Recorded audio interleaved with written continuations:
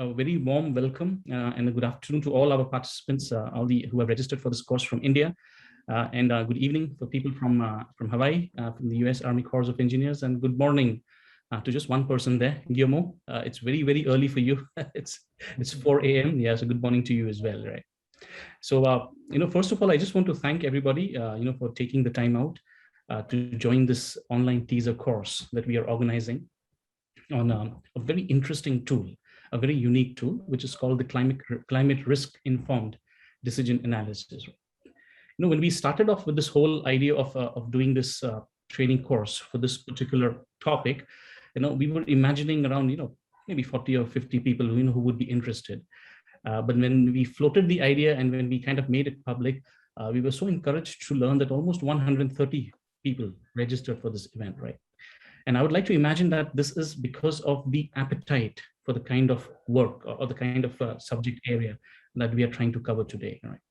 Because climate change is very real, and I think all of us know that, and there's plenty of evidence that has gone into proving, the impacts of climate change, and the primary impact of climate change is through water, right? And that's when most of the problems happen. So this whole training program is actually one of the ways, and there are multiple ways, right? One of the ways, to combat the effects of climate change, through this decision support tool, right?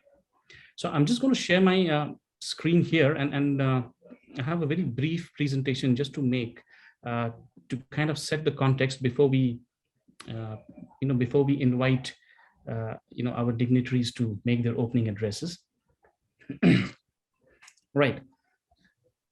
I would like to start with this picture here, right? And this is a very popular, a very famous picture, that went viral. This was just 2 weeks ago, right, when we had this heavy flooding event in Delhi. So you see there's that flyover that leads to the airport, and during that particular event, this flyover actually doubled up as a waterfall, right? And that's the extent of problem that was caused in Delhi, right? In fact, one of my colleagues was traveling to work that day, and a journey that typically takes him 1 hour took him 4 hours to get here to the office, right?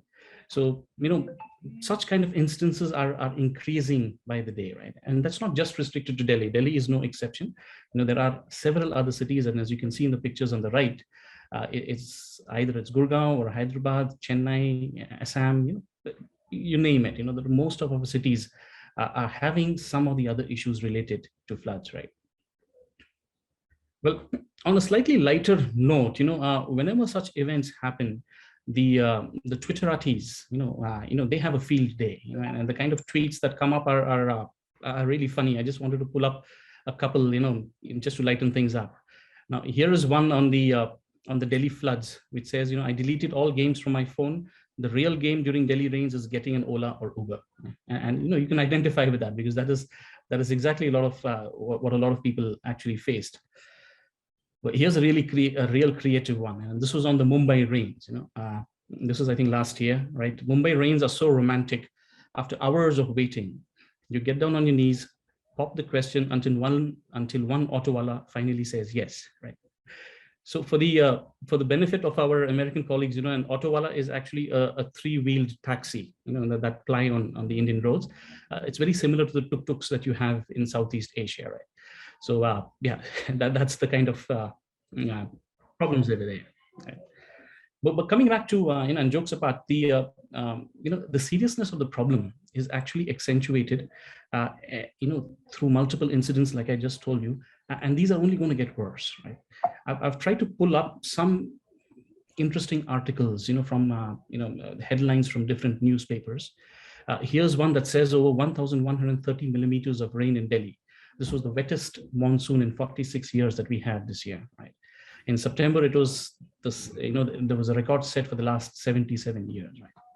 So that's one end of the spectrum, and on the other end of the spectrum is the crisis, in terms of the water availability, right? So India's water crisis, as many as 256 out of 700 districts, and this was way back in 2017, they reported critical or overexploited groundwater levels, right? Likewise, a very recent data, 50% of the population has no access to safe drinking water. Okay, and and the statistics are pretty gloomy if you look at it, from the whole perspective here, right? When you look at these statistics, and then I think the point we're trying to drive through this training program is, with climate change now beginning to manifest its effects, and it's going to get only worse, the vulnerability of our cities is only going to increase, right? And this is exemplified in one very interesting assessment that was done by NIUA, where you have these 100 smart cities, and every year they are expected to report on their climate actions, the actions that they take, which are then evaluated against a set of indicators, right? I have just pulled up the indicators for water management. And as you see on your screen, you see a lot of red, right?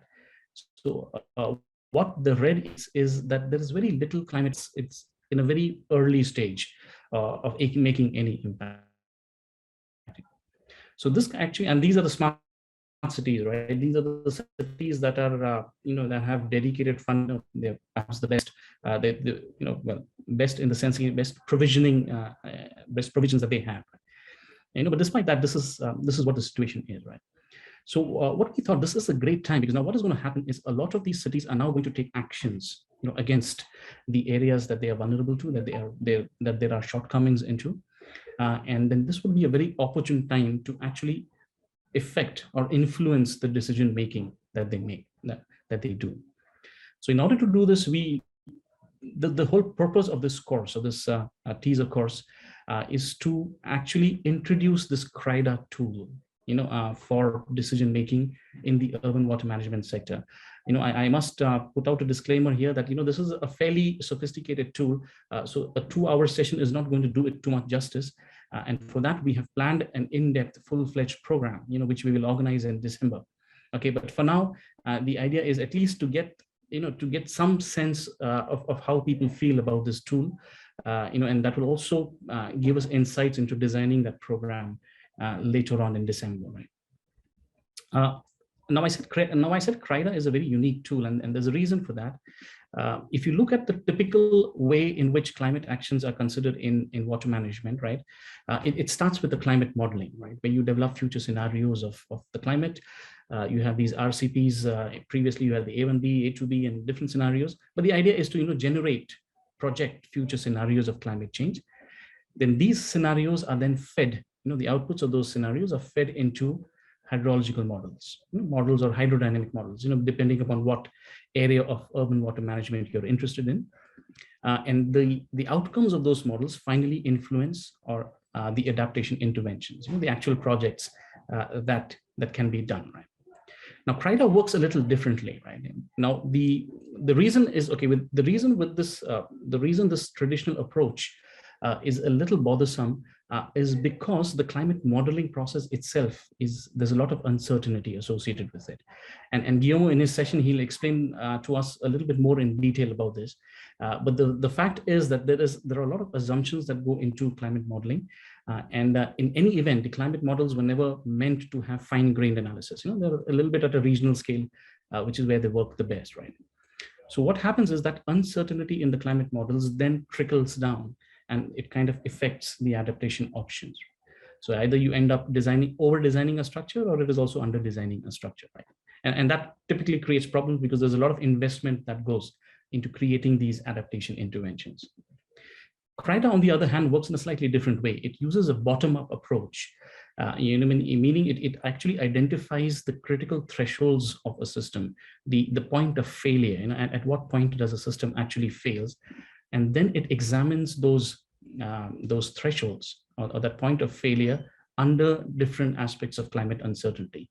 So in other words, it tries to see, how likely or unlikely is a scenario of climate change going to cause that system failure, right? And based on the results of that analysis, there are incremental adaptation interventions. Mostly it's incremental, but of course there are also cases where direct, one-time actions or one-time interventions may also be possible if the case for that is robust, right? So that's essentially the difference between the traditional way of incorporating climate risks in water management and the CRIDA way of doing things, right? And through this teaser course, we're now going to go into details. It's a 5-step process, and we'll try to explain to you this whole process, using examples and also making it a little bit more interactive through some exercises that we have designed for you. Very quickly, let me introduce to you our trainers. There's Guillermo Mendoza. He's with the Institute of Water Resources at the U.S. Army Corps of Engineers. And he's the lead author of that document that was produced on CRIDA. And then we have Dr. John Kaczarski. He's an economist and a scientist, and he has worked extensively on the CRIDA tool and applied it to different cities across the globe. And then there's me. I'm going to be playing a little bit of a supporting cast, to this whole stellar assembly today. Okay, but then I think when the in-person workshop comes, we'll probably have a slightly more intense role here. So this event has been organized by 2 organizations. There is the U.S. Army Corps of Engineers, as you see, and there's also my organization, which is the National Institute of Urban Affairs. And we are so thrilled that we have, the top representatives of both the organizations with us here today. And before we commence with the training course, we would love to hear from them.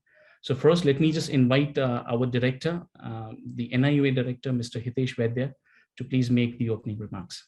So over to you, sir. Great. Thank you, Victor. And good afternoon to everyone, all the panelists on the screen and the people who have joined us for this course. As Victor very rightly said, this is a teaser. The film is still just a trailer. The film will be released in December, and this is just to create that appetite. But before I come to my key points, I really thank U.S. Army Corps to come up with this type of a thinking, because of their vast experience working different countries and all, and seeing how this type of tools then can be worked in the local context on India, and particularly sectoral experts. So I really thank U.S. Army Corps of Engineers to associate and collaborate with NIUA to really build the capacities of urban local bodies and take the movement forward towards becoming a climate resilient cities. So thank you for that, and thank you my team for really taking the action on the ground, and by collaborating with USM Corps of Engineers, and actually while we were discussing it all along, making it happen. So thank you all, Victor, and all the team members who have worked on it tirelessly to make this collaboration fructify. As Victor very clearly talked about, India has come up with a national action plan for climate change. And we have 2 broad priorities under this national action plan for climate change. One is, how do you promote low carbon urban growth? Second is, how do you build resilient cities for climate change and its impact, and strengthening the capacities of cities to bounce back better? And I think during the COVID and the pictures which Victor showed, we need a lot of hand-holding support at the city level. While we, as Victor already talked about, the smart cities and the work, what we need is, we need to really apply the climate lens to our infrastructure issues, which we are doing under the Smart City Mission. And NIUA as an organization has started taking this hands-on, and with the support of Ministry of Housing and Urban Affairs, we came up with a climate assessment, smart city assessment framework. This is a framework first time in such a large scale. We covered 126 cities with 28 climate indicators. And based on the we have covered from 0.5 million population to more than 1 million population in this. So 126 towns spread across India were covered on this 28 indicators. I will still feel, while we are talking about climate action, there is a lot of strategy actions cities have already started taking on their own. All they need is a lot of handholding, a lot of capacity support, a lot of knowledge support. And I think this type of a collaboration will really go a long way to bring that type of a hands-on support to the cities, where they can really start now, whatever the results came out, to really come up with the climate action plans, or some kind of a roadmaps how to tackle these challenges. We did this climate action framework for 5 broad areas. One was energy and green buildings. Second was urban planning and green cover, biodiversity, mobility and air quality, water management and waste management. So these were the 5 broad buckets which we did, this 28 indicators.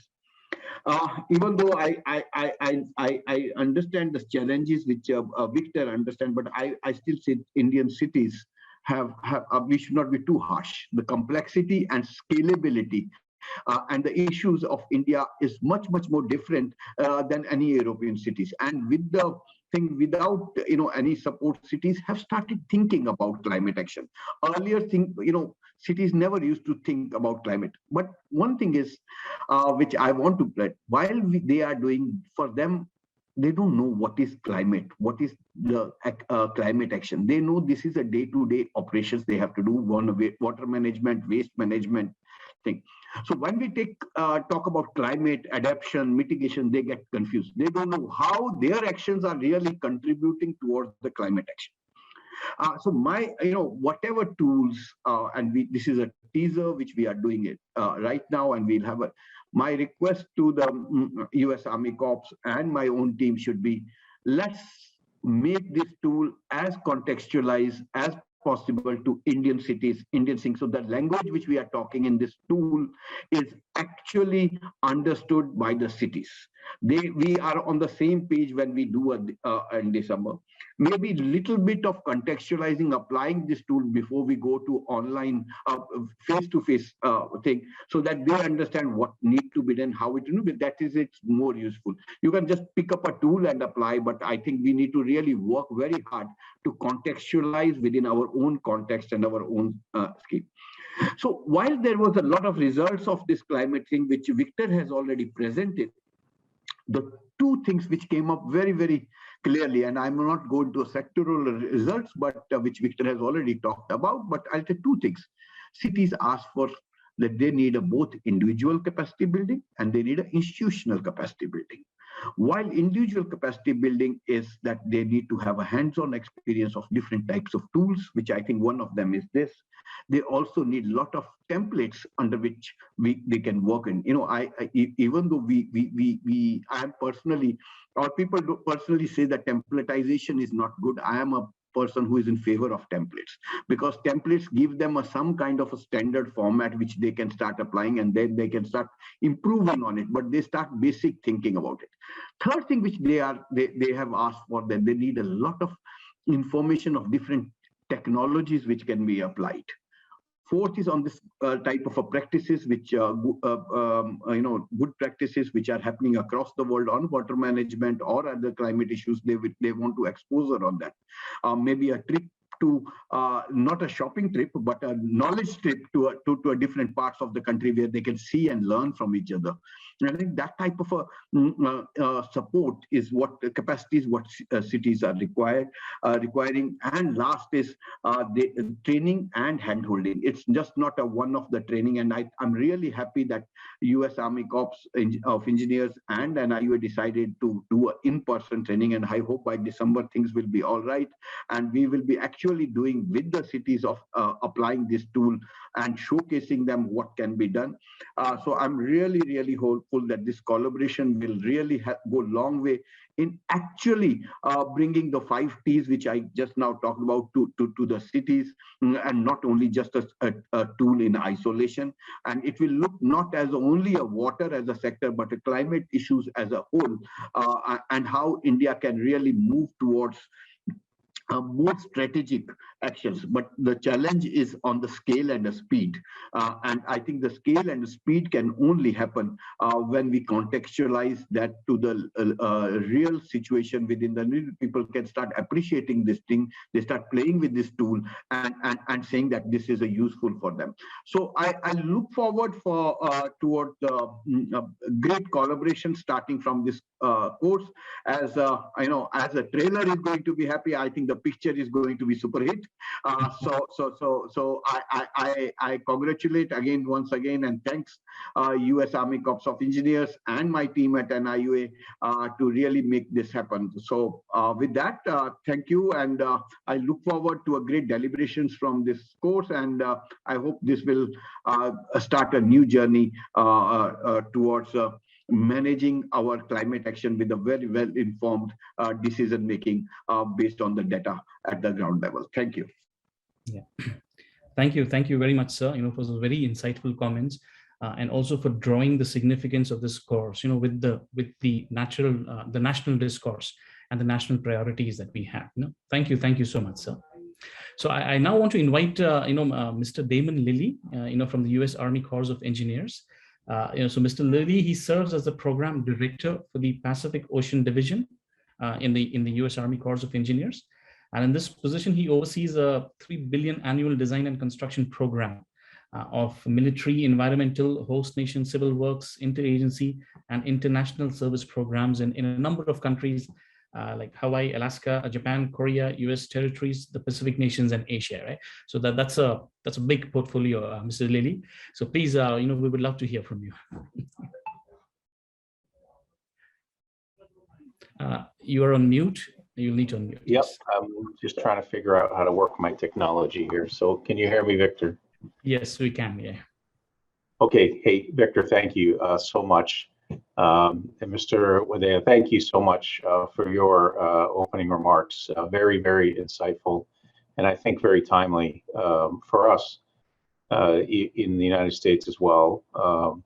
We are in the middle of hurricane season in the United States, and we are seeing some record storms every year.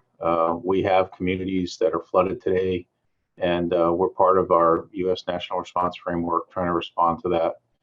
Almost everything we do in design and construction in the Corps of Engineers today, we're trying to incorporate some type of climate element, whether that's building in resilience through adaptation or just looking at our standards and how we're doing that, or also looking at how we manage responses to natural events. So, climate's becoming more and more a part of our daily lexicon and everything that we do. So as Victor mentioned, I am Damon Lilly. I'm the Director of Programs for the Corps of Engineers here in the Pacific. And I'm really thankful to have the opportunity here to speak on behalf of the Corps and be part of this today. And we've been looking forward to meeting for really a couple of years. We've been working with the NIUA, Victor and his team, and trying to find a way to pull us together.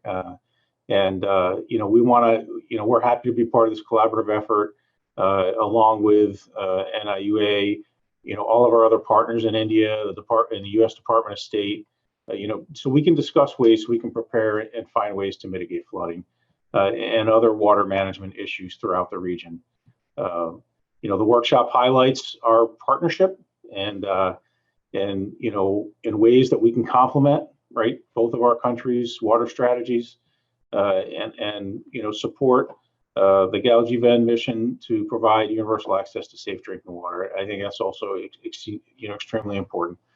I know COVID, is playing a factor in our ability to meet in person for this event, but I really, really congratulate the combined team and all the hard work and effort to work this virtual forum so we can get this started and start this dialogue, because I think it's very, very important. And we have real world issues that we're trying to address. And this framework, I think, is something, one more tool that we can use to help develop capacity in this area across all different areas of the public sector and government and businesses and beyond. And hopefully this is just one event, the start of many more engagements that we'll have on this topic. And it shouldn't be any surprise, right, that India and the United States have a lot of the same challenges when facing flood disasters with severe watershed events. We see more and more of it every year. Floods and storms sweep through communities across both our countries, causing property damage, loss of life, environmental damage, and significant business losses, and it just continues. Even those that don't live close to low-lying areas or coastal areas, they're affected by by these events as well, through supply chain interruptions and business impacts and so on and so forth. And we can't really prevent any of these natural occurrences, but I think we need to look at, and I think it is possible to reduce the damage and manage the risks that these events pose. And that's one of the things that we're going to talk a little bit about today. So I think we can enhance how we conduct flood management strategies and processes. And we want to work with our like-minded partners across the globe. We're really honored to be working today with NIUA and our Indian partners. Very, very important relationship for us. We have other work going on in India as well, and we're really pleased to be a part of everything happening in India today. It's an exciting time, I think, in everything you have going on. It's a really important, as we look here in the 21st century with the challenges all of us have with sea level rise, the weather patterns exacerbated by climate change. And I think today we're going to get after that, right? We've got two of our USACE water resource management experts with us today. They're going to discuss climate risk informed decision analysis, or CRIDA, and hopefully put some context to that as we've been challenged to do. That'll be relevant for cities in India. We would like to show you how this tool can be used as one of as one of many things in collective efforts to develop bottom-up decision-making and water resources planning. And, just like everyone's mentioned, hey, this is really a teaser. We'll go over this for a few hours, but there's days and weeks of time that we could spend talking about this tool, how to apply it, and then also just water resource management strategies writ large on how we can get after our problems. So really, again, our hope is this is not our last time meeting with everyone here, and that we definitely want to continue this conversation, hopefully at some point in a face-to-face setting in the future when conditions allow. But again, thank you for the opportunity. I look forward to our close partnership and working together. And, my best wishes for a great workshop today. Thank you very much, Victor, and for the opportunity here to open this up. Back over to you. Yeah.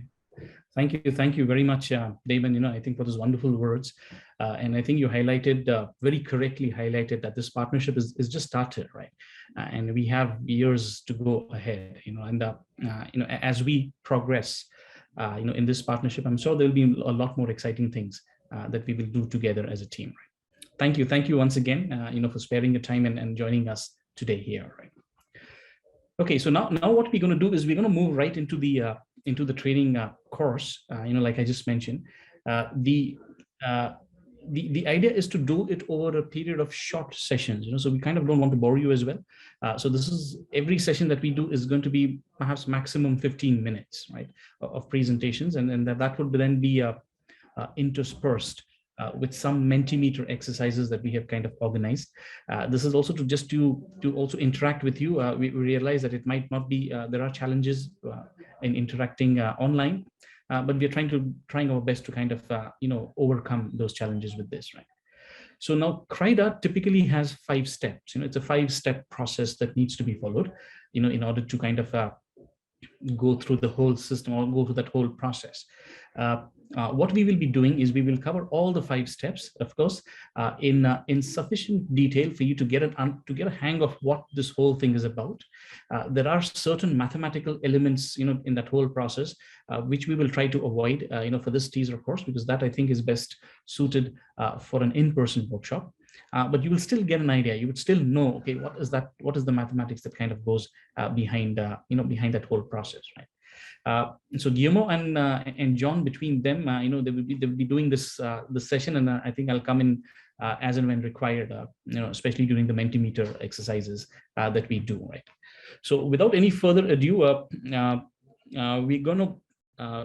we're having small change in the agenda. So what we'll do is we'll directly move into the overview of CRIDA, and I'm going to invite Guillermo to please give the participants a bit of an overview of what CRIDA is, and then we move into the 5-step process.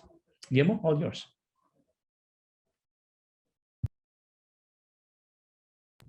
Guillermo, you're on mute. You'll need to unmute. Good morning. Can you hear me now? Yes, it's morning only for you. It's morning for nobody else. Okay. Good morning, everybody. So I'm going to introduce real quick the overall framework that John and Victor will go a little more detail. This photo here is showing the launch of CRIDA in Paris in 2018. We hope to, one of the ways we developed it is by doing real pilots on the ground. We learn from real pilots, from real application, and we hope to be able to work together to develop something that's useful for India. Above there, it's a website link, and there's a big growing community of practice that's really become very popular. So I'm going to start off with this and climate models, and Victor was getting at it. The traditional way of thinking about climate change planning.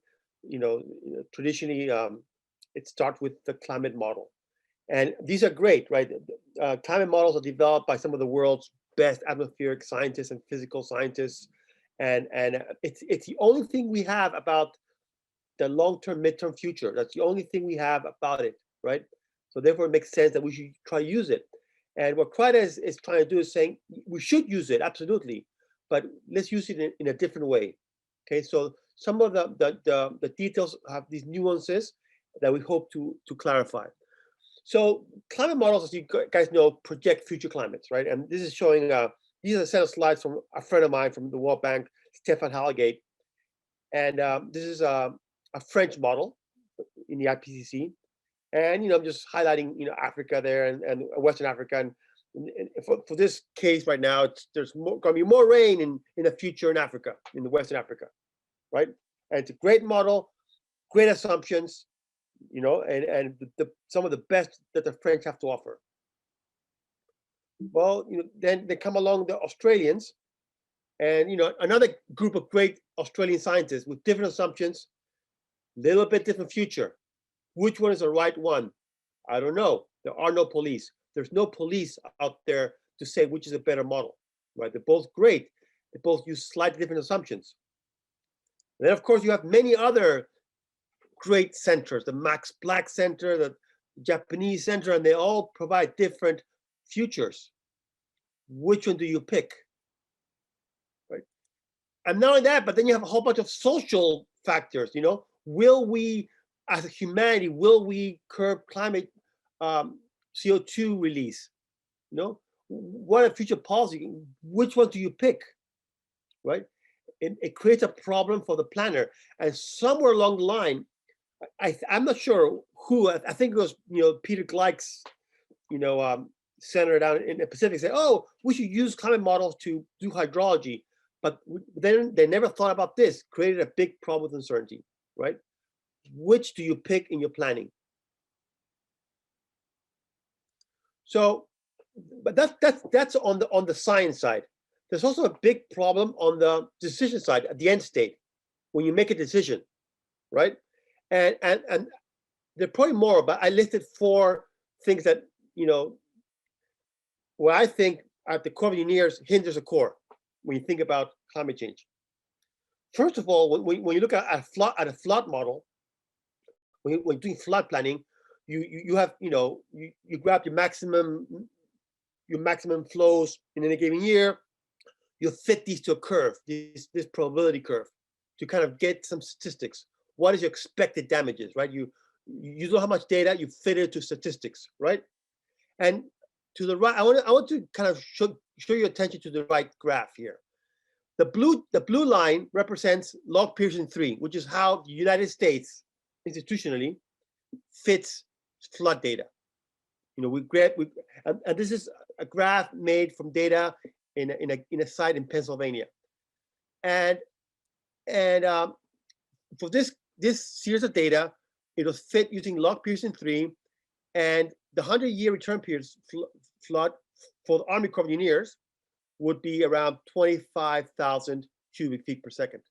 Now, if you were a British scientist working with the British UK Environmental Agency, you're required to use the generalized extreme value curve. It's just a choice. It's an engineering choice.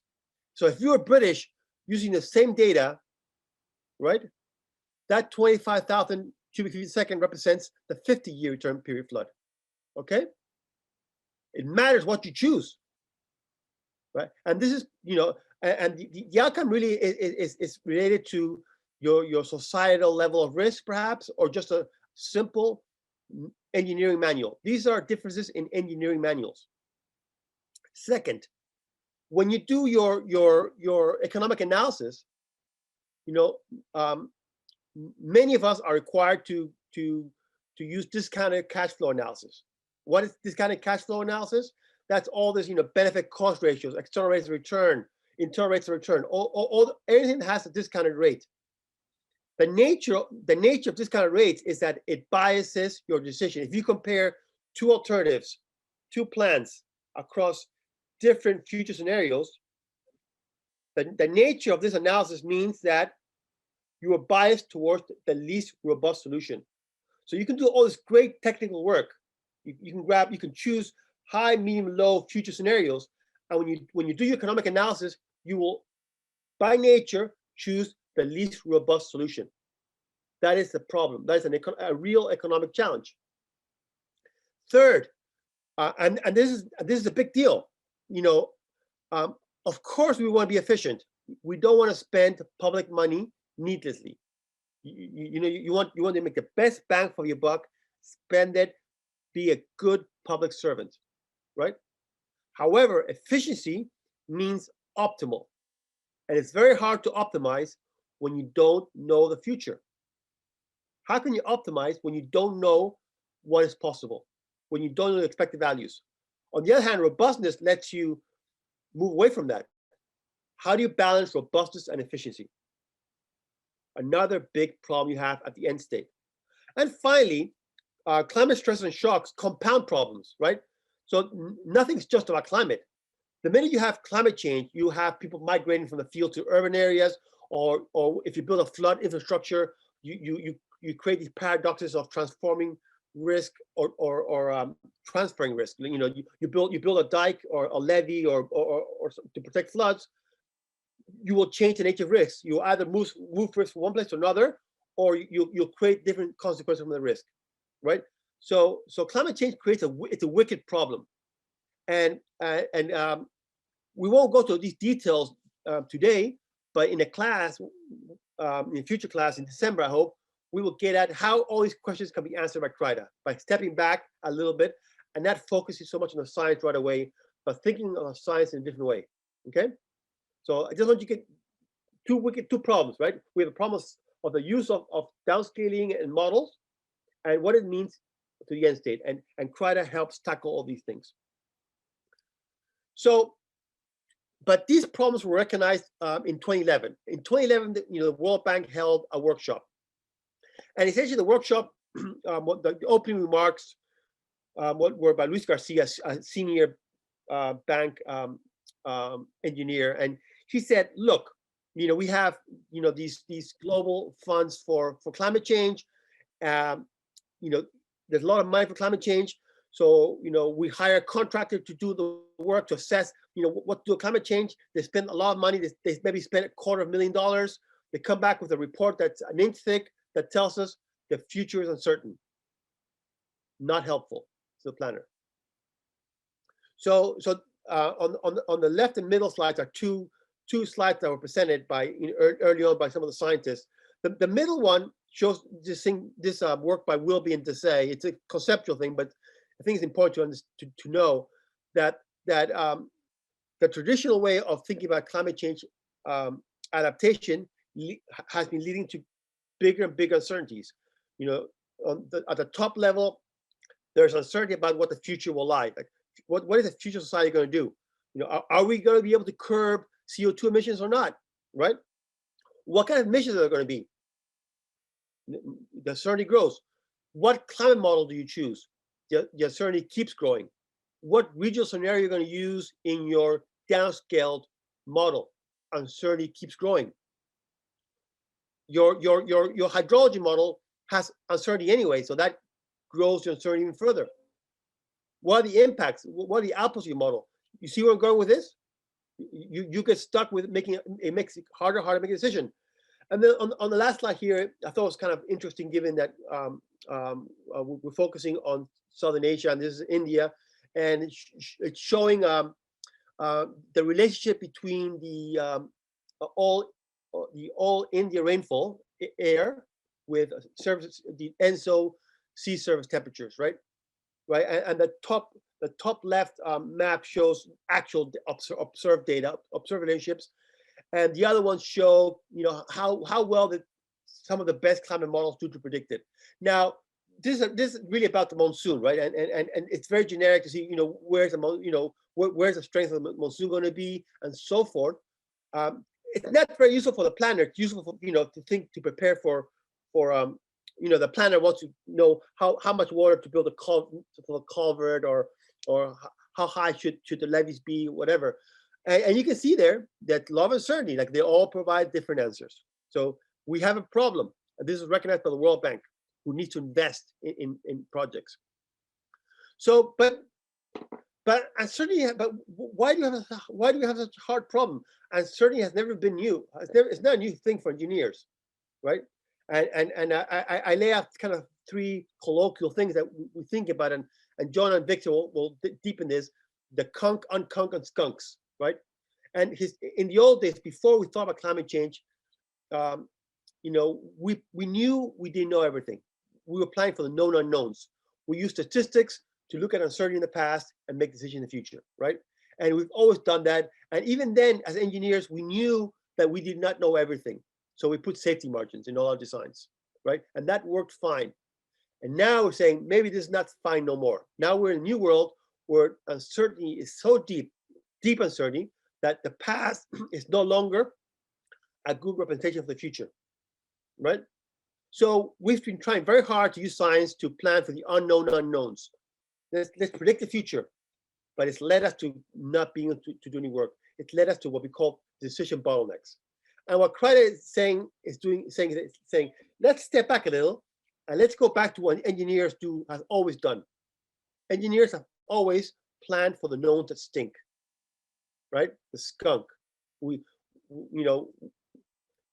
plan to avoid failure. We plan to do these things. So let's go back to the basics of engineering.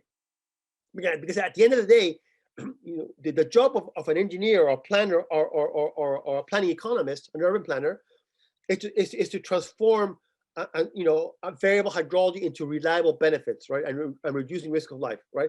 This has always been done, and we just need to keep doing it rather than trying to predict the future. All right, so you've heard a little bit about top-down, bottom-up. So top-down is kind of what we think about as a climate-driven approach, where you get GCMs, downscale them, generate hydrology, and then plan for it, right? And like I mentioned before, it can lead to problems because you still have to pick a future. Now, you can do this. You can do this for many futures, but then you're stuck with the decision problem, right? How do you compare economics, right? So that's the problem there. Now, on the bottom-up approach is kind of more old school, and we're just kind of revisiting how we used to do things in the old days. Basically, is ask the question, what keeps you awake at night? And if you can know what keeps you awake at night, often stakeholders know what keeps you awake at night. Stakeholders can tell what failure is, right? You can work backwards and say, what leads me to failure? What are the climate conditions? What are the operation maintenance conditions? What are other conditions, other stressors that lead to failure? Then I can go to the science and say, how plausible those things, how plausible these climates, and make plans around that. So that is what CRIDA does. It's kind of a backward way of working, right? And which is actually the way we used to work. So here are three kind of, I think, big important papers that you may want to read. So after that 2011 workshop at the World Bank, we created many working groups. One of the working groups, the first major product, I think, was this book by Ray and Brown, 2015. It really laid out the decision tree framework. It was a book to use kind of the CRIDA bottom-up approach for World Bank financing. Basically, once a project is ready for the World Bank to loan, to finance, okay, let's step back and see, does the project need to be modified for it to be climate resilient? That's what it did. Laid out a framework. We kept working in it with different working groups, but to complement this text, by 2018 we came up with CRIDA, and CRIDA is more like a planning guidance. It is a guidance that follows typical planning. Largely how the Army Corps does planning, but it turns out the whole world plans in a similar way. To as you plan, how do you build your robust or flexible planning, right? All the way from problem statement to selection decision making, right? That's what it is. And then the last text that might be important is in 2021, the World Bank came up with a infrastructure rating system, the resilience rating system. When you make a project out there, they want to give it a grade. The World Bank wants to give it a grade. Is it an A or a C or an F, right? And we're kind of proud to announce that CRIDA made it to the top A. So using World Bank, using CRIDA and the World Bank gives you an A, and it's the only non-World Bank product that gives you an A. That made us kind of excited about that. So what is CRIDA? And this is a photograph of us using CRIDA in a city of Thailand called Udon Thani, and I was happy to say that the process actually led to a decision. So they used the internal financing of a first phase for flood resilient design and construction. So to me, that's kind of the success lies in action. So the three, I think, components of CRIDA that I think John Kucharski once laid out, and I think it's really nice to always keep in mind. The first is that CRIDA lets you generate plans, alternatives to mitigate against future scenarios in a way that it does not require to predict the future, right? So how do you move forward? It doesn't mean you don't evaluate the future. It just means you don't have to predict it to start off with, right? You still need to use science to evaluate the future. Second, identify vulnerabilities to potential future scenarios. Basically is understand how your system breaks. You need to understand what causes failure, right? We did CRIDA in California. Now, John may mention this before, but we did CRIDA in California. And in California, incidentally, the state of California is going to adopt CRIDA as for all its planning by 2023, I think. Okay, institutionalized. In California, we applied CRIDA in a pilot, and the Californian Department of Water Resources felt that rainfall intensities were the dominant factor in flood risk, future rainfall intensities.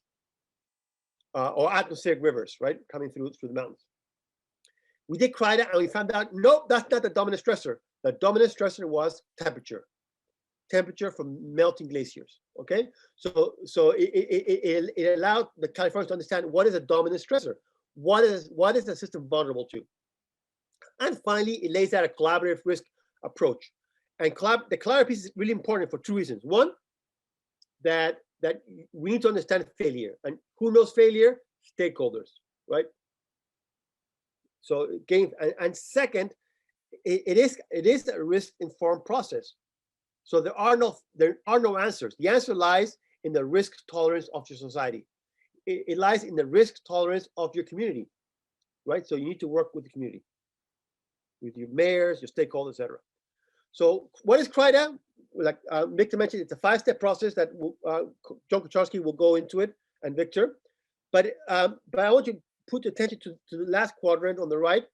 And in CRIDA, we do 2 types of analysis. One analysis is looking at future risk. What is potential future risk? And the second one is, what is your analytical uncertainty? Because you really, you as a planner, you care about 2 things, right? Or 3 actually, 3 big things. First one is, should I be worried? Because maybe your current procedures for your current problem statement are good enough. Maybe your current analysis, your current safety margins are sufficient to deal with climate change or anything that keeps you awake at night, right? And that's a good outcome, because then I don't have to do much. I just have to do things. I just have to do business as usual. And it's good to know. It's good to know whether business as usual is sufficient, right? On the other hand, you may have a lot of risk. You say, oh my goodness, I am really worried about the future. And I need to start working on a very robust solution right away. Or you have high level uncertainty and you need to move towards a more flexible, adaptable solution, right? Or do both. You need to make a good first robust solution and also have adaptive options available. And by adaptive option available, what I really mean is taking a decision today that does not affect your decision tomorrow, right? That's what adaptation means. Being able to keep options open for tomorrow. And on that note, hope I didn't use my time. Thank you, and just laying out to you guys that uncertainty has been a real deal even since the ancient Greeks. Thank you. Thanks a lot, Guillermo. I think that set the stage for the whole overview so well, right? And this Latin saying is so valid, solum certum nihil esse certe. So the only certainty is uncertainty, right? Thanks, Guillermo. I think John will now go to the Mentimeter. Is John, are you around? Yeah, Victor, can you hear me? Yes, now I can hear you. Okay, great. Okay. So let me just give some instructions to the participants on how to log into this, and then you take over. Huh? Right. So now what I need you to do, everybody, is just go to www.menti.com. Right. So www.menti.com. You can use your phones, or you can open up another window on your laptops if you're using your laptops. And it's simple, www.menti.com. And once you log into that website, it'll ask you for a code. And that code is 2799954. Right, so that is 2799995 and 4. Right. Yes, 2799995 and 4. I already see people responding to the questions that they have there.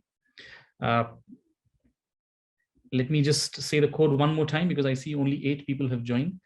So when you go to menti.com, www.menti.com, okay, the code that you have to enter is 2799995 and 4.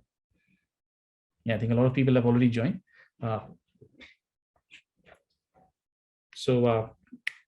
Yeah, John, please, it's over to you. I'll also try to join in. I think you're on mute. We can't hear you. Oh. Sorry, thanks. Yeah, this is really interesting. I didn't expect loss of green space to be such a popular answer. Something to dig into there for later. Yeah, so this is good. I think the rapid urbanization and the climate change were a little bit more along my expectations, and it'll be interesting to sort of flesh all this out together in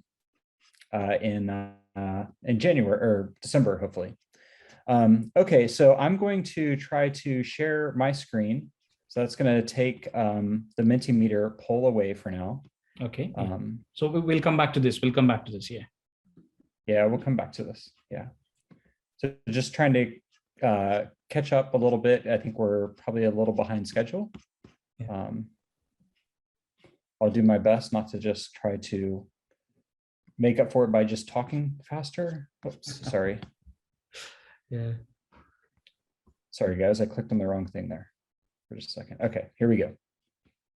Okay, so yeah, good afternoon, everyone. I'm gonna take you through very briefly a very brief description of the CRIDA 5-step process.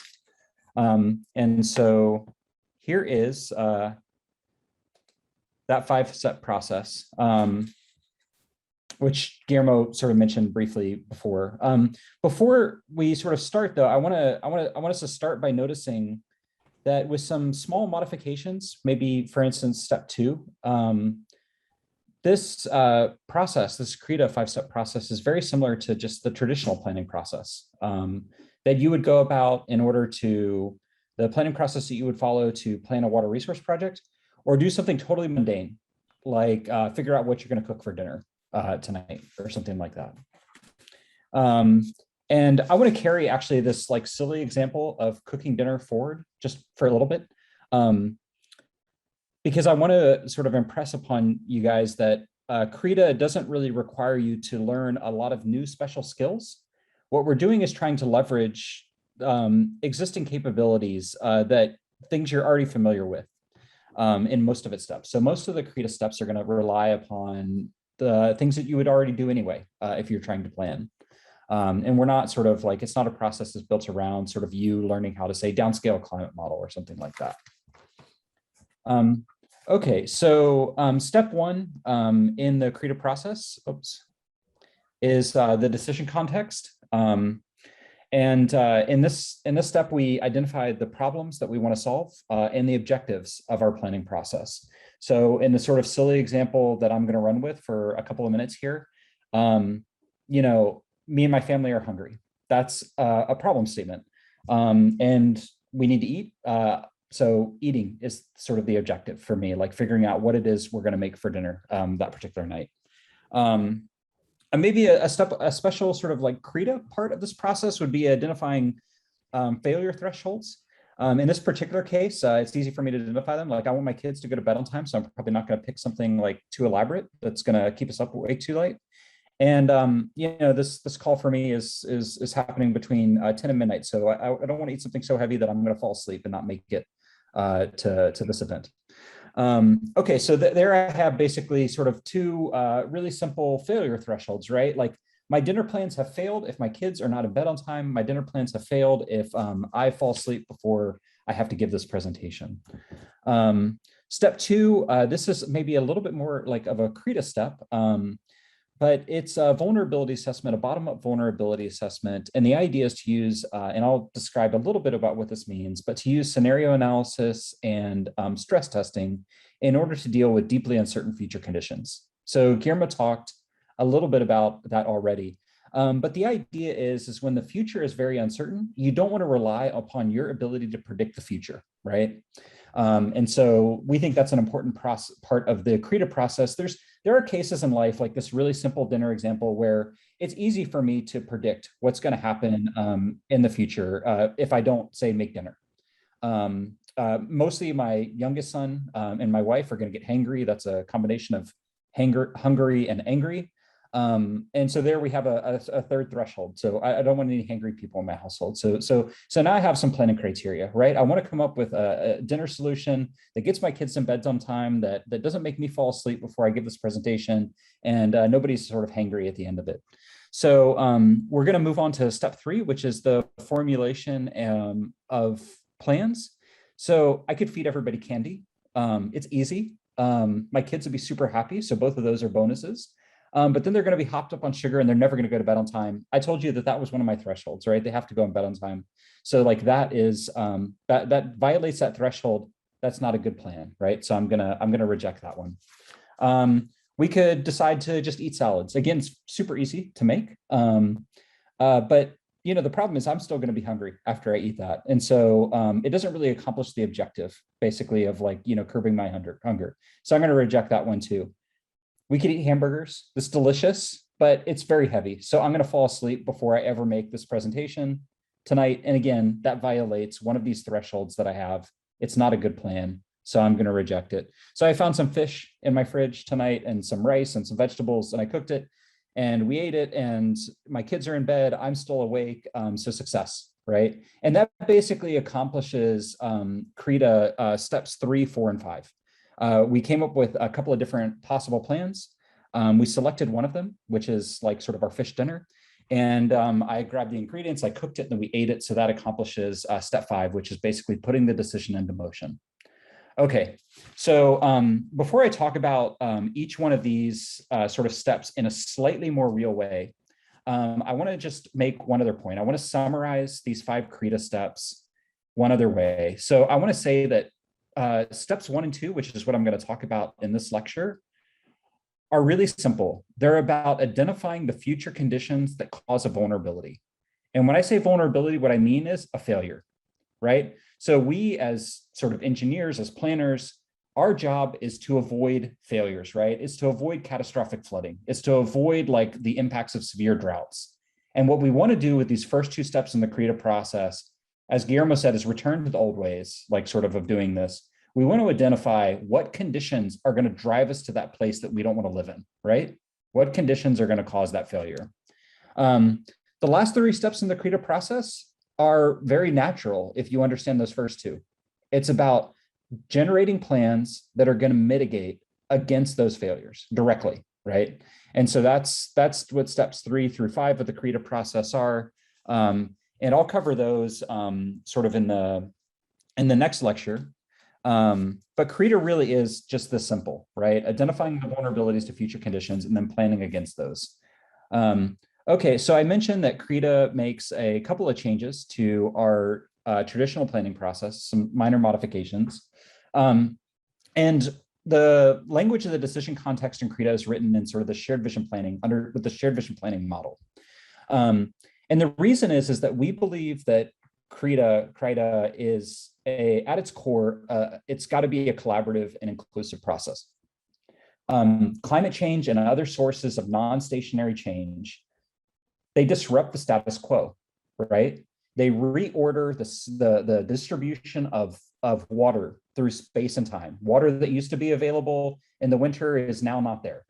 Water that used to be available in the summer now is not there, right? Like there's too much water at one time of year when it used to be just enough, and there's not enough at a different time of year when like you used to have too much. And because of that, like it requires us to deal with these trade-offs and to manage these trade-offs. And that requires stakeholder engagement, basically. So for this reason, yeah, we follow the shared vision planning process, which incorporates traditional planning. And these are sort of, 4 steps to any sort of traditional planning process, which I already sort of talked about earlier, like as being part of the CRIDA process as well. It utilizes systems models in order to identify vulnerabilities through scenario analysis and stress testing. And it also has a structured collaboration component. So we believe that it is a collaborative and it is an inclusive process. And for that reason, like we provide like guidance on how it is you should go about coordinating with, collaborating with various different stakeholders who are going to be interested in the outcomes of whatever it is that you're trying to plan against. This engagement oftentimes starts with a narrative. So Guillermo mentioned the work that he got started in Udon Thani that me and him worked on together. When we were starting out that work, one of the things that we did is, we walk around and Guillermo talked to this person, but we walk around and we talk with, the stakeholders, the people who, have a problem that we're there to help solve. And one of these people is the Weilong Reservoir operator. And this is what he told us. So he said every so often he gets a frantic call from Bangkok directing him to release water before a storm. So this is Bangkok trying to prevent flooding in Bangkok. And so they tell him to dump all of his water at his reservoir in Udon Thani. He says nowadays he gets more of these calls and sometimes the rain doesn't come. On top of that, the dry season is getting hotter and drier. And what he's really afraid of, what keeps him awake at night, is the idea that one day he's going to dump all that water and then he's going to start the dry season with an empty reservoir. And so this is incredibly useful to us for a number of reasons. Number one, in terms of this decision context, we can turn these narratives like this into problem statements, which is one of the steps in the decision context. So we might say something like the economy of Udon Thani depends upon reliable agricultural municipal water supplies, and that water supply is threatened by hotter and drier conditions in the dry season and lower water elevations at the beginning of the dry season. We can take these problem statements. This is a good problem statement because it's problem centric. It doesn't suggest that we already know what the solution of the problem is. So it doesn't put the cart before the horse.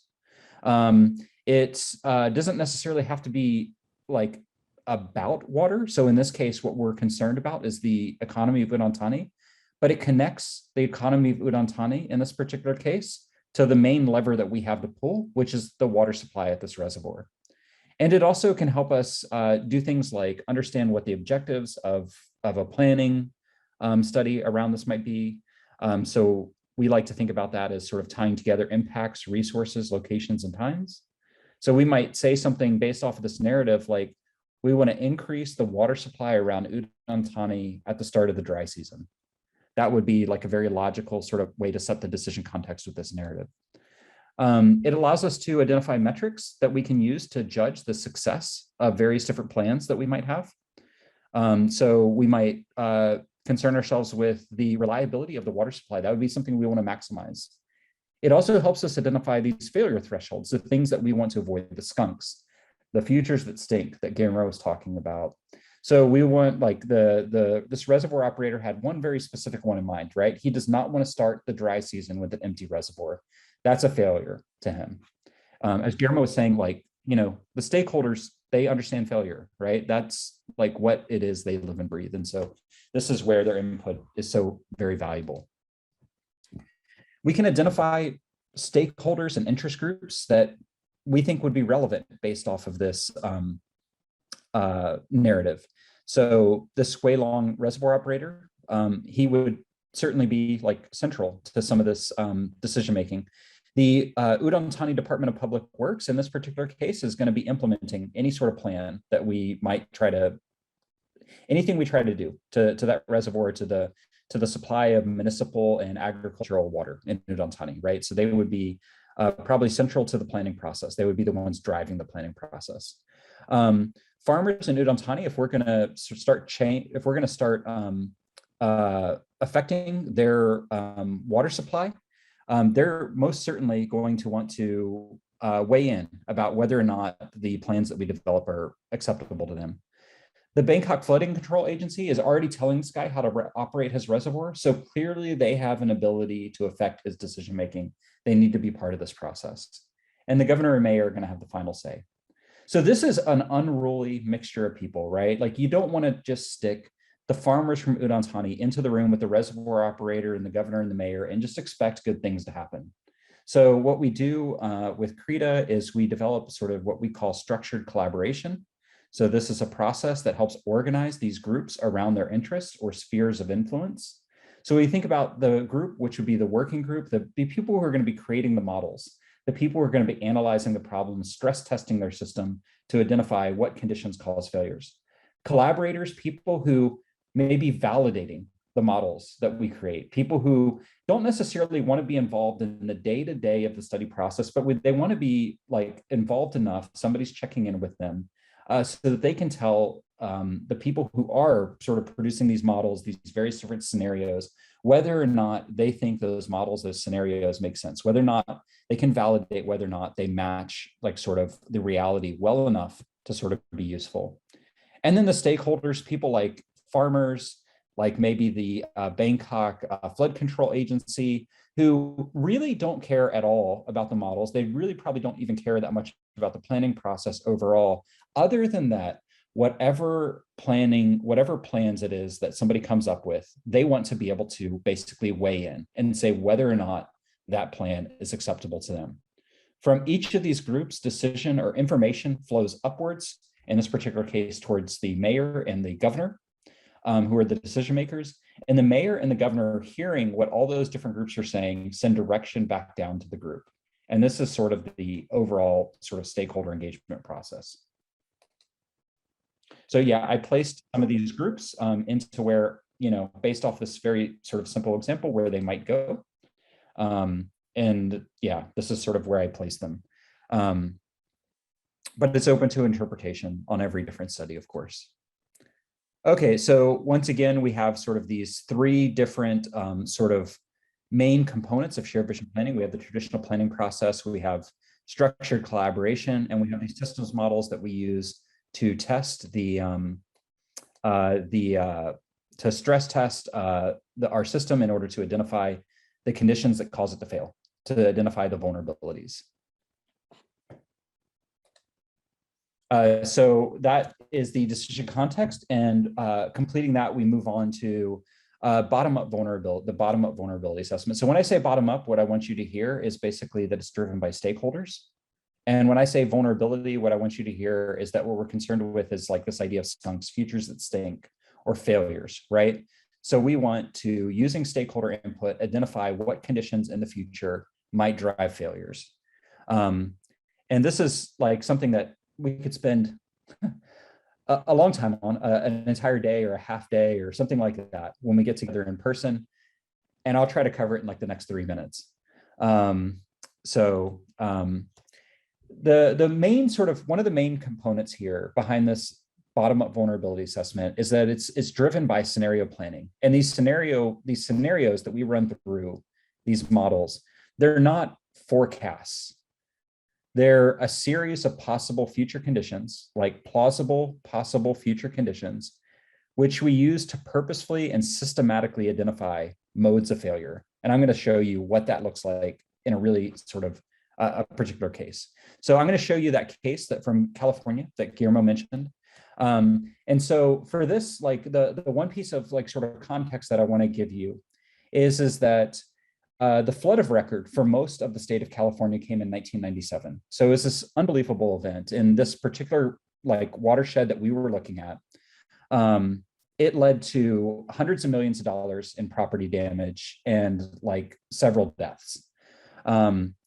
Since that 1997 period of record flood event, since that biggest flood event that, a lot of these areas have ever seen, some of them updated their infrastructure. Some of them changed their operations, basically with the whole idea that that was a failure they wanted to avoid, right? So that is their skunk, right? It's the 1997 flood event. They want to avoid that. That's their threshold. And they changed their operations and their infrastructure to reflect that, right? So to avoid ever having to go through that again. And one of the questions they asked is they wanted to understand, like, given this new infrastructure, how would it hold up under climate change? Not something that a lot of people worried a lot about in the late 90s. And as Guillermo mentioned, the thing that they were most concerned about, I mean, they had many concerns, but the thing that they were most concerned about was the idea that the intensity of extreme precipitation events like this one would increase. And so what we do is we look at two different scenarios. I mean, we actually look at many scenarios, but I'm just going to walk you through two of them. So we have the models that they already use for their planning and operations. And like this represents basically the inflow into the reservoir underneath of the reservoir in its current condition with the upgrades and modifications, but under the 1997 flood event. And we pull this just off the shelf because it's something that they would use anyway. And then we dump into it two different scenarios. One where we increase the temperature by 2 degrees. They're not so worried about this one. They know what's going to happen, right? One of the things that's going to happen, this is a very high watershed.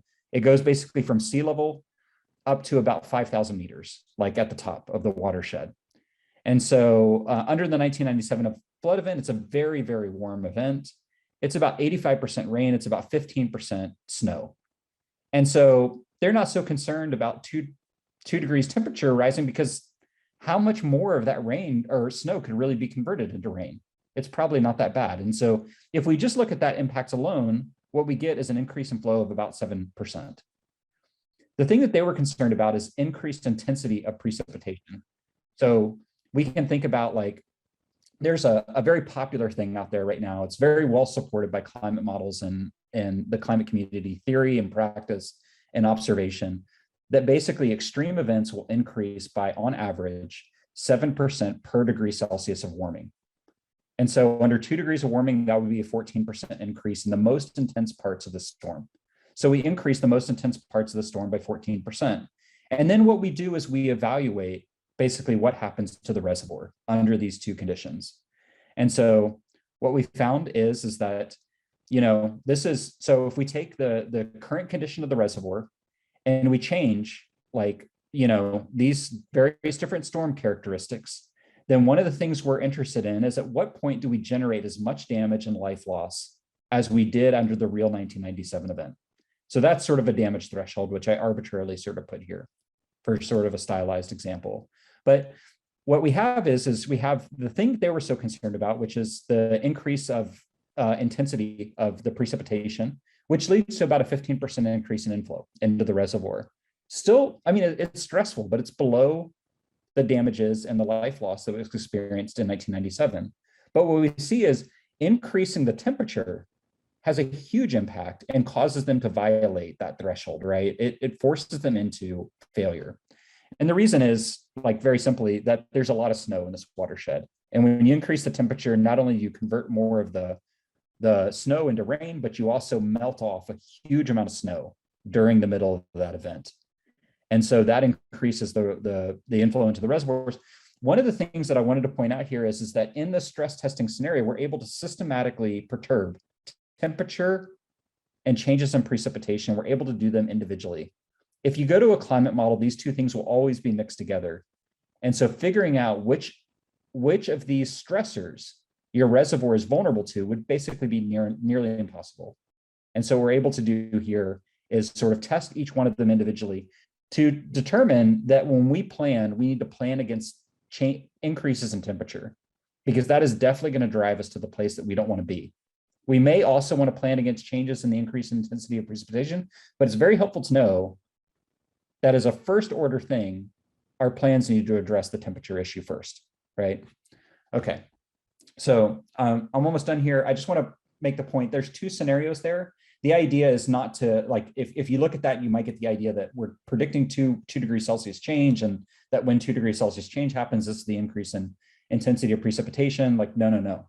The idea behind this vulnerability assessment is to repeat it for additional scenarios, other amounts of warming, other rainfall scenarios. An important one, one that would seem relevant to a lot of you, would be urban development, right? So one way to drive the damages and life loss in this system back up to the 1997 levels doesn't involve changing temperature or precipitation much at all.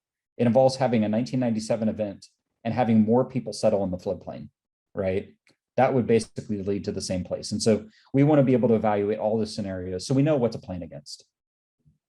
If we do this enough times, basically what we get is this sort of entire vulnerability domain. So we have multiple scenarios of changes of precipitation, multiple scenarios of temperature, and basically the red scenarios here. So for instance, 3 degrees change in temperature, 85% of today's precipitation. And in this particular case, more like a water supply case, red is bad and blue is good, right? So we can identify under which scenarios our reservoir will still be able to operate efficiently and under which scenarios we'll start to experience trouble. Okay, so I think that's all I have. I just want to leave you guys with one little teaser, basically to say that another set of people who use stress testing is the aviation industry. And one reason they use it to understand bird strikes. So they, grab a bunch of frozen turkeys and they run them through jet plane engines as a stress test to figure out what's going to cause a plane to crash. And we can talk more about that when we get together in December. Thanks.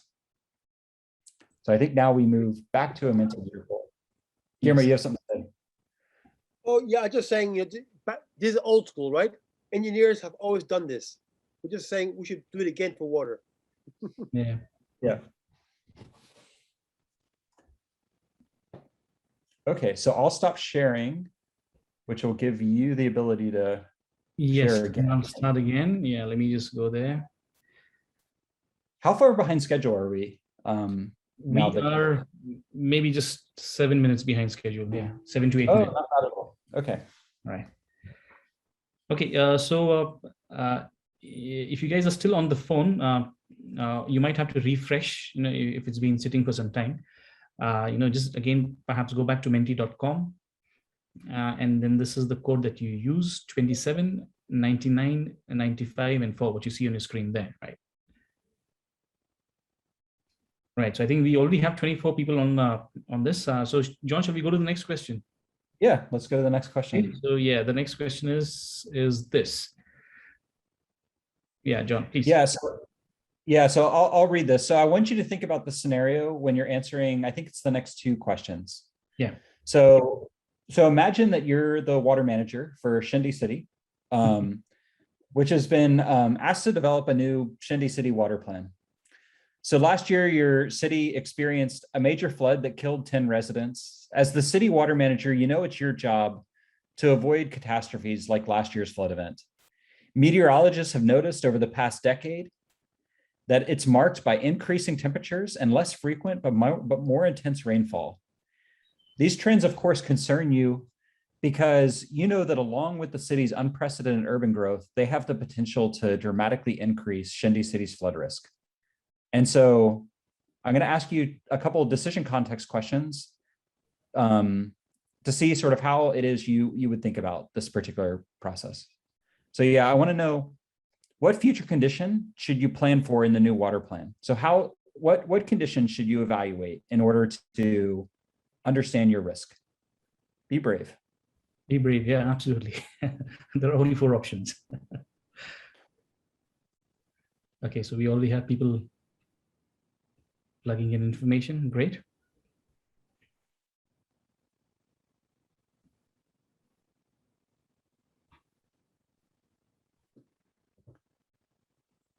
Really good. So the first one, forecast 2050 temperature, precipitation, and population.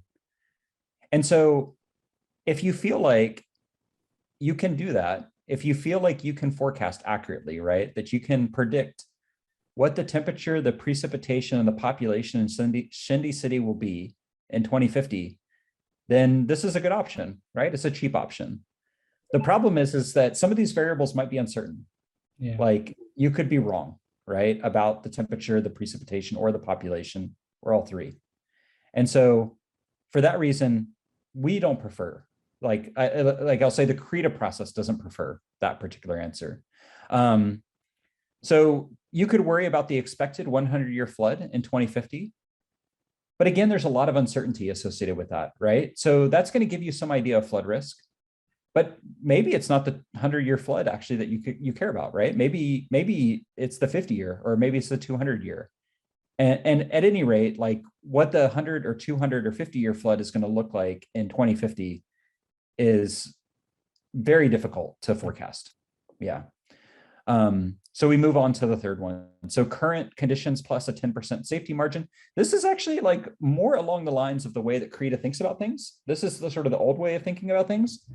The problem is like, how do you know if 10% is enough, right? Like, and how do you even know that that's the right direction to go? Maybe flood risk is going to decrease. Who knows, right? Like, there's a lot of uncertainty there in that sort of 10% safety margin. Maybe you needed more. Maybe you're still going to fail, like with a 10% safety margin, because maybe the change is going to be more like 20%. And so this leads us to where most of you guys have landed anyway, which is the right answer from the CRIDA perspective, which is basically to identify the temperature, the precipitation, and the urban growth scenarios that are going to cause catastrophic events to happen again, right? Those are the things that you want to avoid. So identifying which levels of change in those variables that will drive you back there is really, that's sort of at the heart of the CRIDA process, sort of identifying our vulnerabilities. Yeah.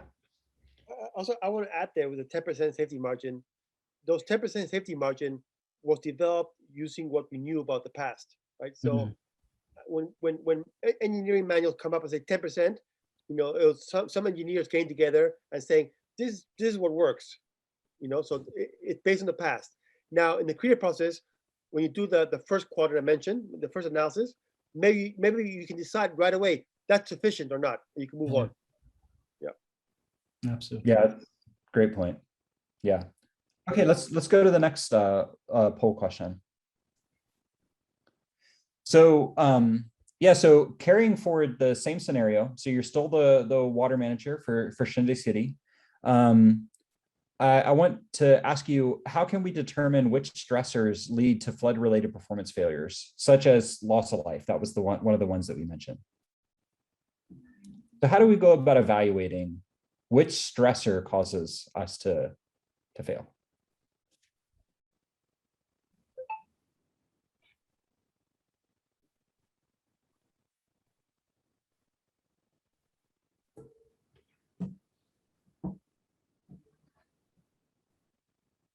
Oh, GCM. So actually it stands for a generalized circulation model, but in like sort of popular terms, global climate model. Yeah. Yeah. Yeah.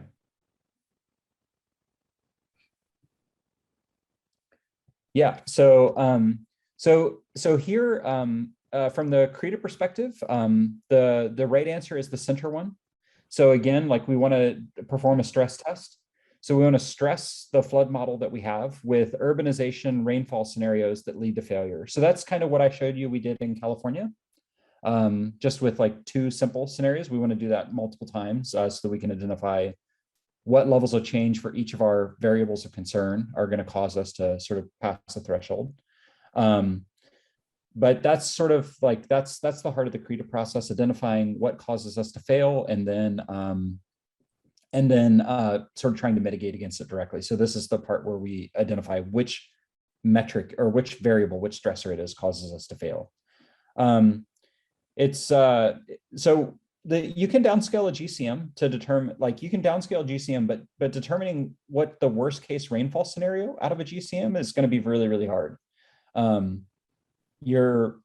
First of all, the GCMs are first of all just notoriously bad, like in downscaling methods in particular, notoriously bad at identifying extremes, right?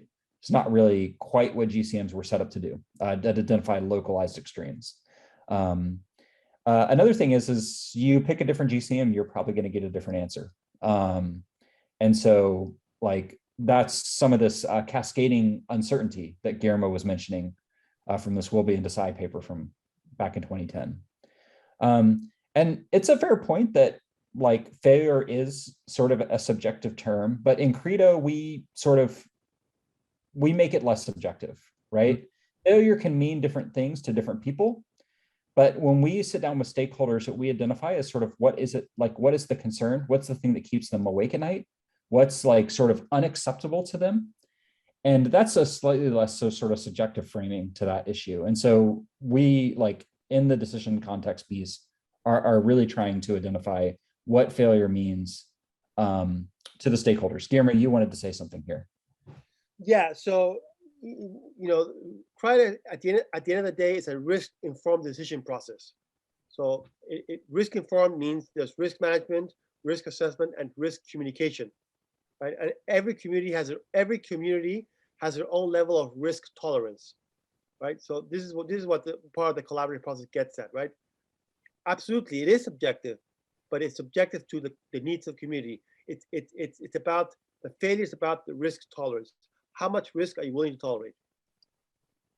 Yeah. So if you got those right, kudos to you. But there's more to come in the training, so don't think you know it all just quite yet. Maybe you do actually, but like we'd still like to see you anyway. So maybe we'll find something else to teach you. If you didn't get them right, I mean, that's really normal too, because this is what the entire community of people has been struggling with for the last 20 years. And like part of what we want to do is sort of present this, the way that we think about this problem and our logic. And we can hash out like sort of, some of those thoughts when we get together in December. Maybe we can convince you of a different answer, or maybe you can teach us something about why it is our sort of logic might be faulty too. It's also possible. Okay, so Victor, yeah. Yeah, sorry, just to add something to what John, you just said, and that last option that we had, that the risk is subjective, failure is subjective, right? And this becomes a little bit important. And like John said, in the CRIDA, what we try to do is we try to minimize that subjectivity, to the extent possible. But it's also important to also point out here that when the system is large and when you have multiple stakeholders, right, then that's when the decision context becomes a little bit more complicated, because now, well, in this case of the Udon Thani flood reservoir, it is a very particular instance that you have to look at, right?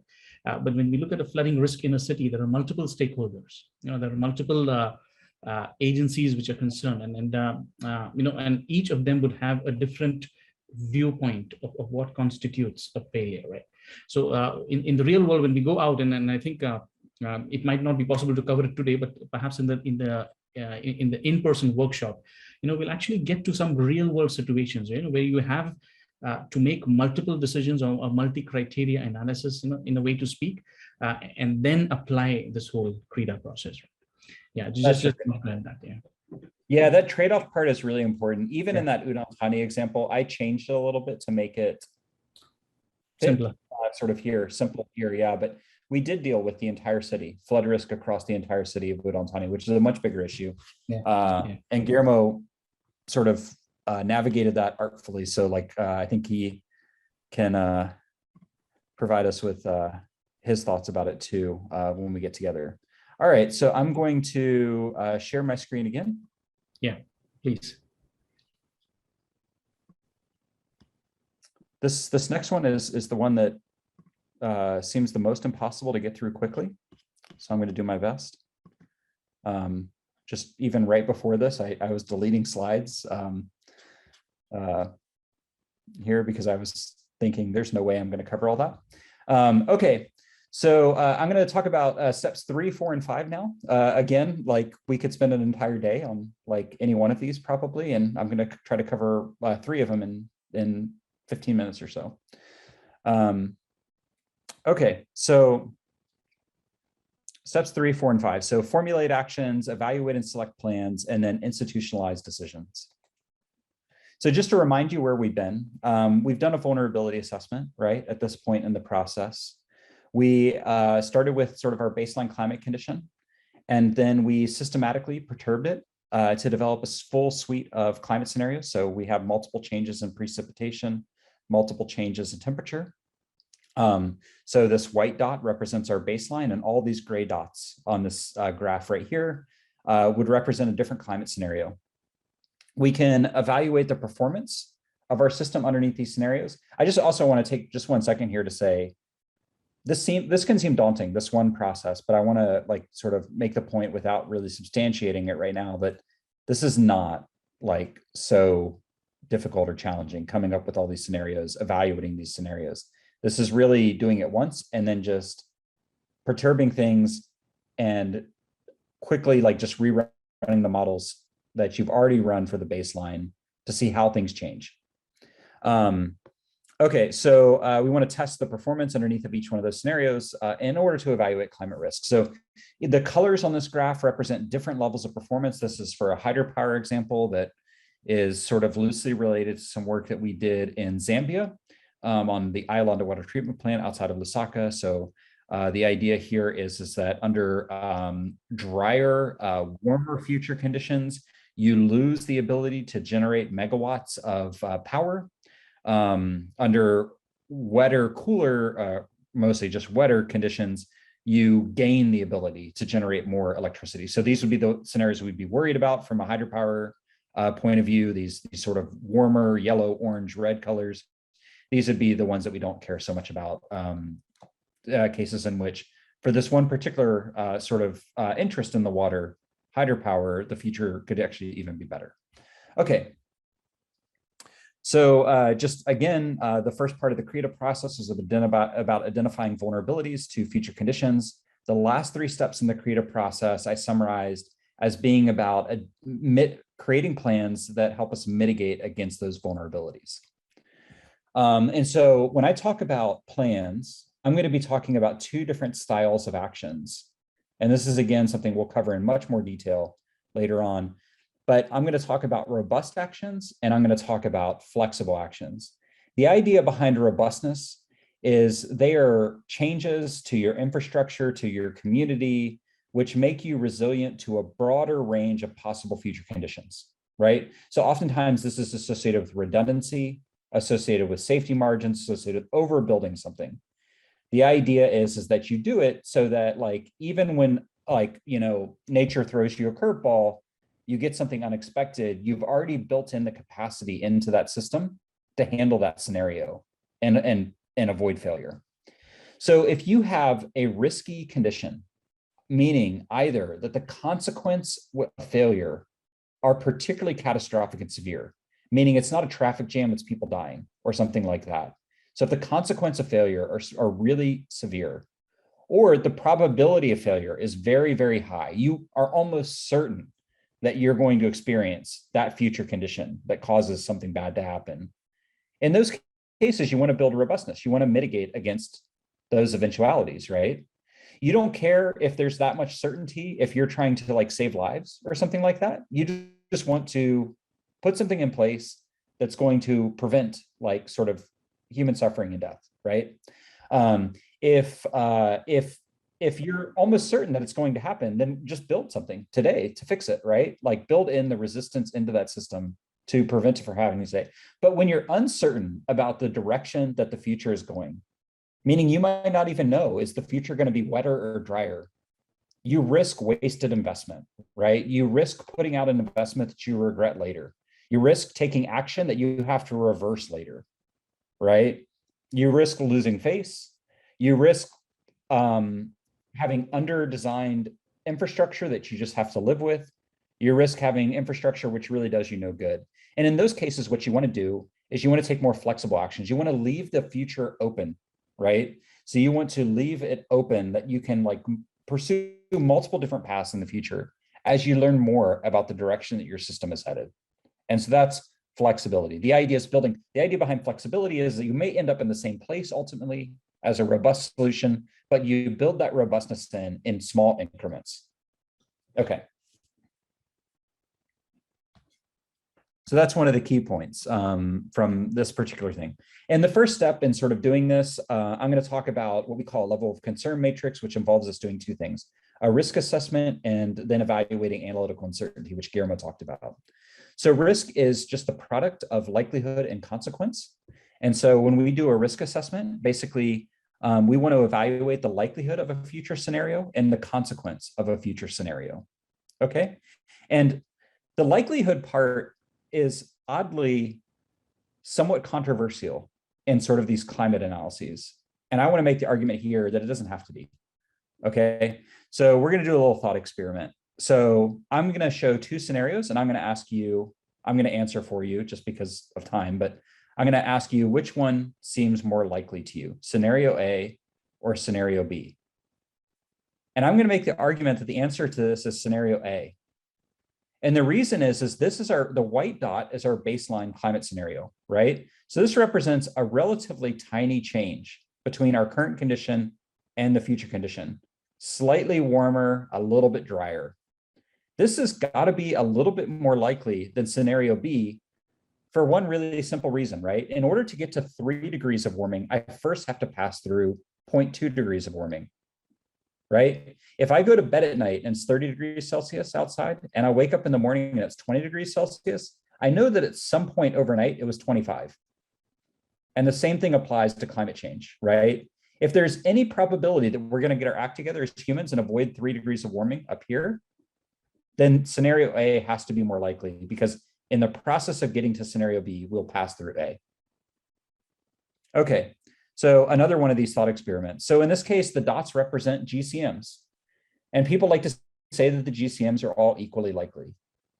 Even if that's the case, I'll ask, is this little cluster of blue dots here more likely, or is this like sort of spread of red dots more likely? And I'm going to say probably scenario B is more likely. If we think about all the GCMs as basically having equal likelihood or equal probability, equal sort of confidence, if we see them all clustering in one particular location, that's a pretty good indication that the climate science agrees on us headed in some particular direction. It doesn't have to be the case 100% of the time, but it's not a stretch to assume this, right? Here we have climate scenarios that can't agree whether it's going to be a little bit warmer or a lot warmer, whether it's going to be drier or whether it's going to be wetter.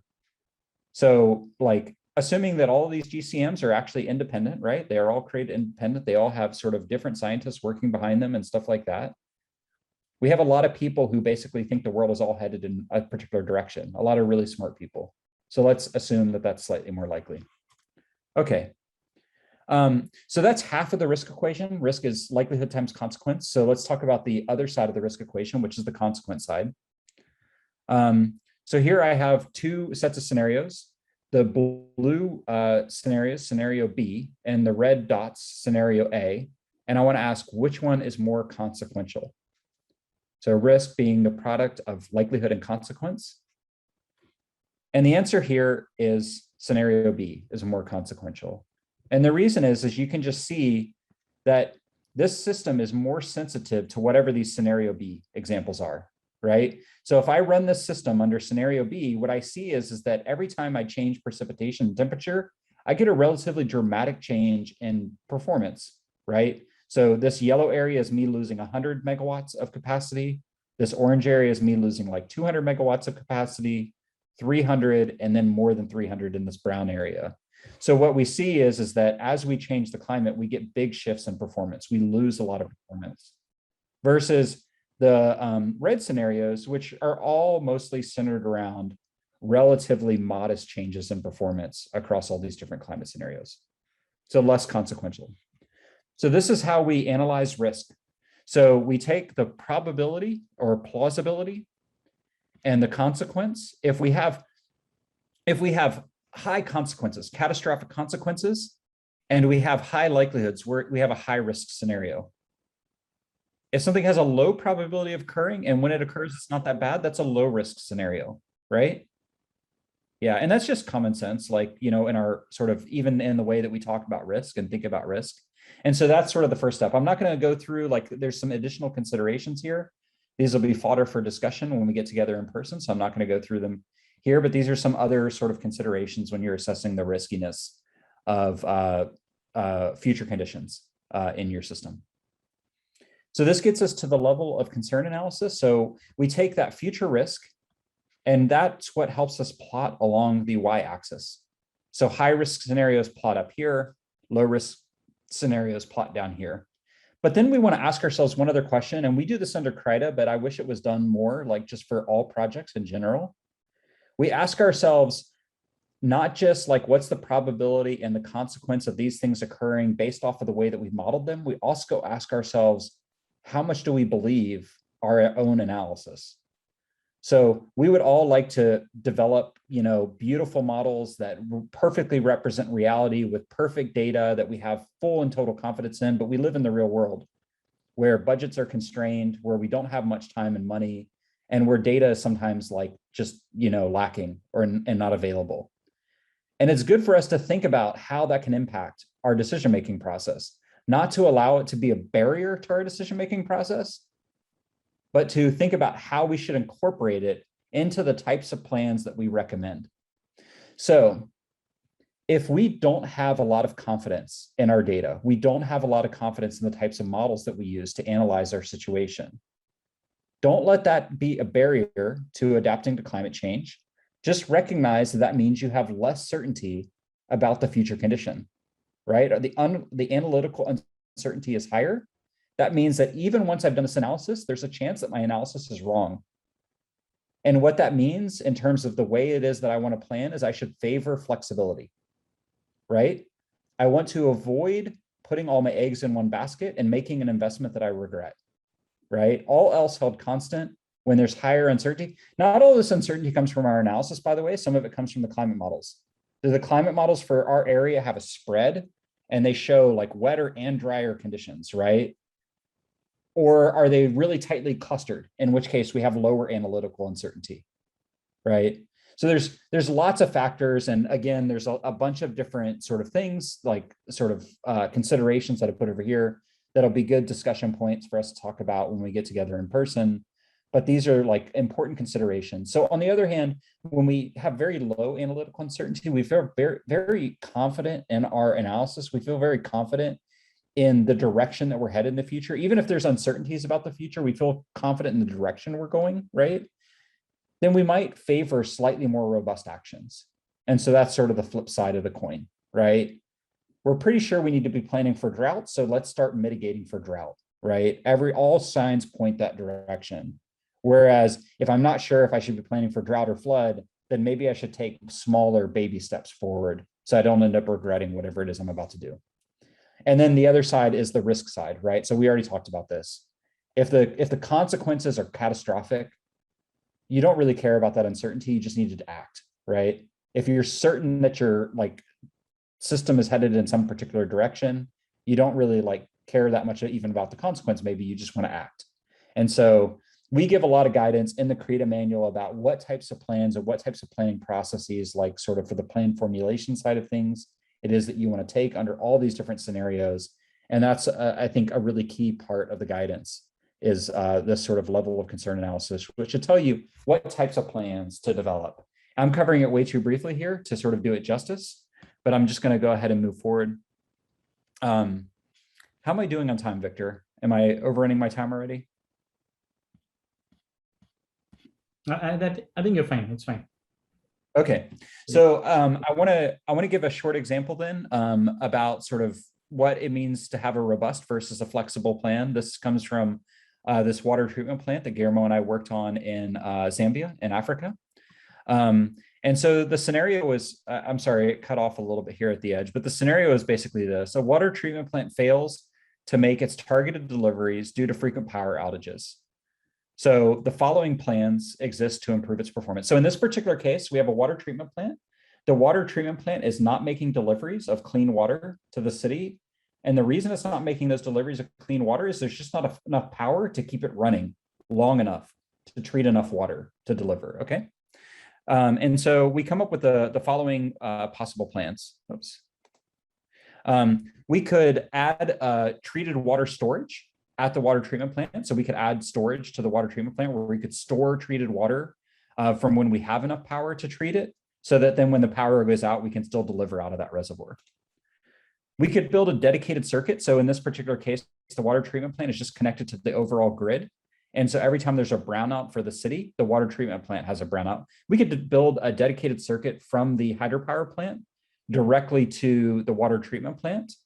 And you know, the idea there is then we would be first in line to receive power at the water treatment plant. Or we could just build a power generation capacity on the water treatment plant site. So these could be like diesel generators or solar generators, something like that. But we could basically just make it so that at least for some portion of the water treatment plant's power, it doesn't need to rely upon having electricity off the grid. It can just fire up a generator and it can still run on that power. And so what I want to ask is, for each one of these three possible actions, is it a flexible action? Is it a robust action? Both, neither? And we'll start with this water treatment reservoir. And so is it flexible? And I say no. And the reason I say no is that when you build one of these reservoirs, it's really expensive to expand it or to build a second one, even if you can, right? So typically you're not going to build one of these reservoirs with the plan that then you're going to add additional capacity to it later in the future in small increments. And so that makes it not the most flexible solution to this problem. Is it robust? And again, I say no. And the reason it's not robust is if the power outage lasts one day, then you need a reservoir that'll hold 1 day's worth of clean drinking water. If you have a power outage that lasts 1 month, then you need to build a reservoir that'll hold 1 month's worth of clean drinking water. So the size of this reservoir needs to be, in order to be robust against all the possible plausible future conditions. I mean, depending on how long you think the duration of those power outages could be, it could be infinite, right? And so it's not a particularly robust solution. Okay, so the dedicated circuit. So we could get this, we could basically take this plant off the overall grid and just attach it directly to the water treatment or directly to the hydropower reservoir that supplies it with power. Is it flexible? It's not flexible because it's binary. We're either going to build the circuit or we're not. And so it's not something we can add to again in the future. It's not like we would build half the circuit and then add to it later if the climate was worse. So it's kind of binary. It's not flexible. It's either something we do or don't do. So by definition, it's like more of a robust action. And the reason it's robust is we'd be first in line. We don't see any cases in this particular example where the hydropower plant is producing zero energy. We just see cases where it's not producing enough to like fully supply the entire grid and the whole city of Lusaka. So if we're first in line, it's probably a very robust solution. We're probably almost always going to get power. Then we move on to the power generation capacity. So like diesel generators or something like that at the plant. Is it flexible? Sure.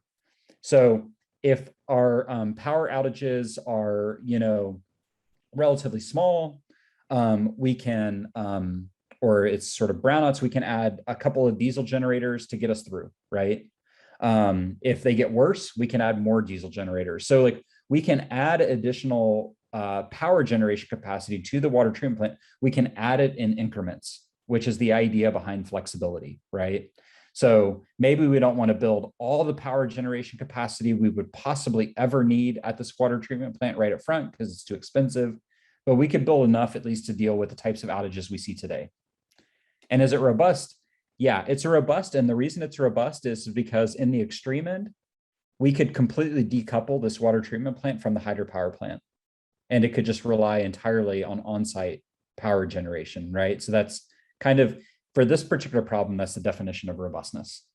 Okay, so that's an example. Hopefully that gives you a more concrete idea of what it means to be flexible or robust, so they're not quite such nebulous terms.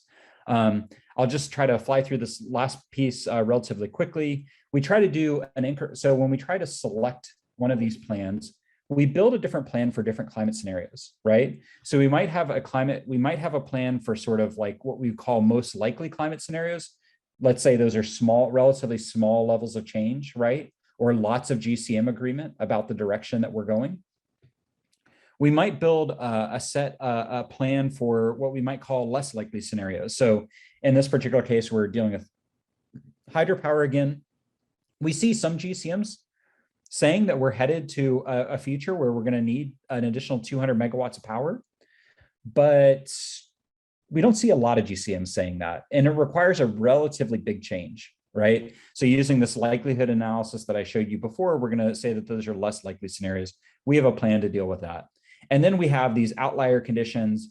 These are maybe like the really most extreme sets, like maybe we don't even have climate scenarios I sort of plotting out here, but we have failures in this region.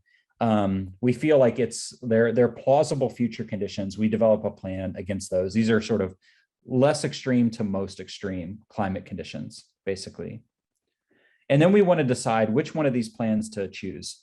So one thing just to notice is that the reason we would develop different plans for these different scenarios is that the plans that we develop for the most likely scenarios are going to fail to perform underneath of the most extreme climate conditions. So they're just going to be ineffective. And the plans that we would develop for the most extreme climate scenarios are going to be too expensive to be cost effective under more likely sets of climate conditions, less extreme climate conditions. And so basically the way that we deal with this stuff is through what we term an incremental analysis. So the idea is, and we're going to talk about this, like this would be, again, another place for a lot more detail in the future. But the idea is that we think about these things in increments.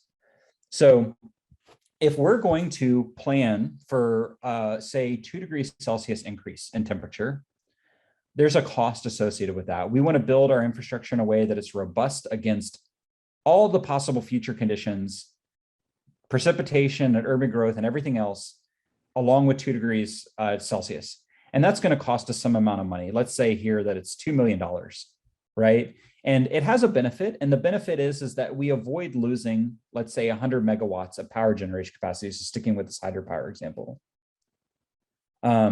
So if we decide to do that, if we decide that it's worth it, because we think this is very likely, the consequences associated with not having this power generation capacity is a lot of people getting very sick from not having clean water, right? This $2 million in this particular case seems like money very well spent. And so we definitely want to sort of invest in that. And so if we go to our decision maker and that's what we determine, then we just assume now we're going to spend at least $2 million, but let's move up to the next most extreme climate scenario, right? So now let's say, okay, so that's going to prevent us from like experiencing any adverse side effects underneath of these scenarios, right? But it could get hotter, it could get drier than that. The urban area could grow even more than that, right? And if it did, we would lose another increment of performance, but we can develop a plan that prevents that.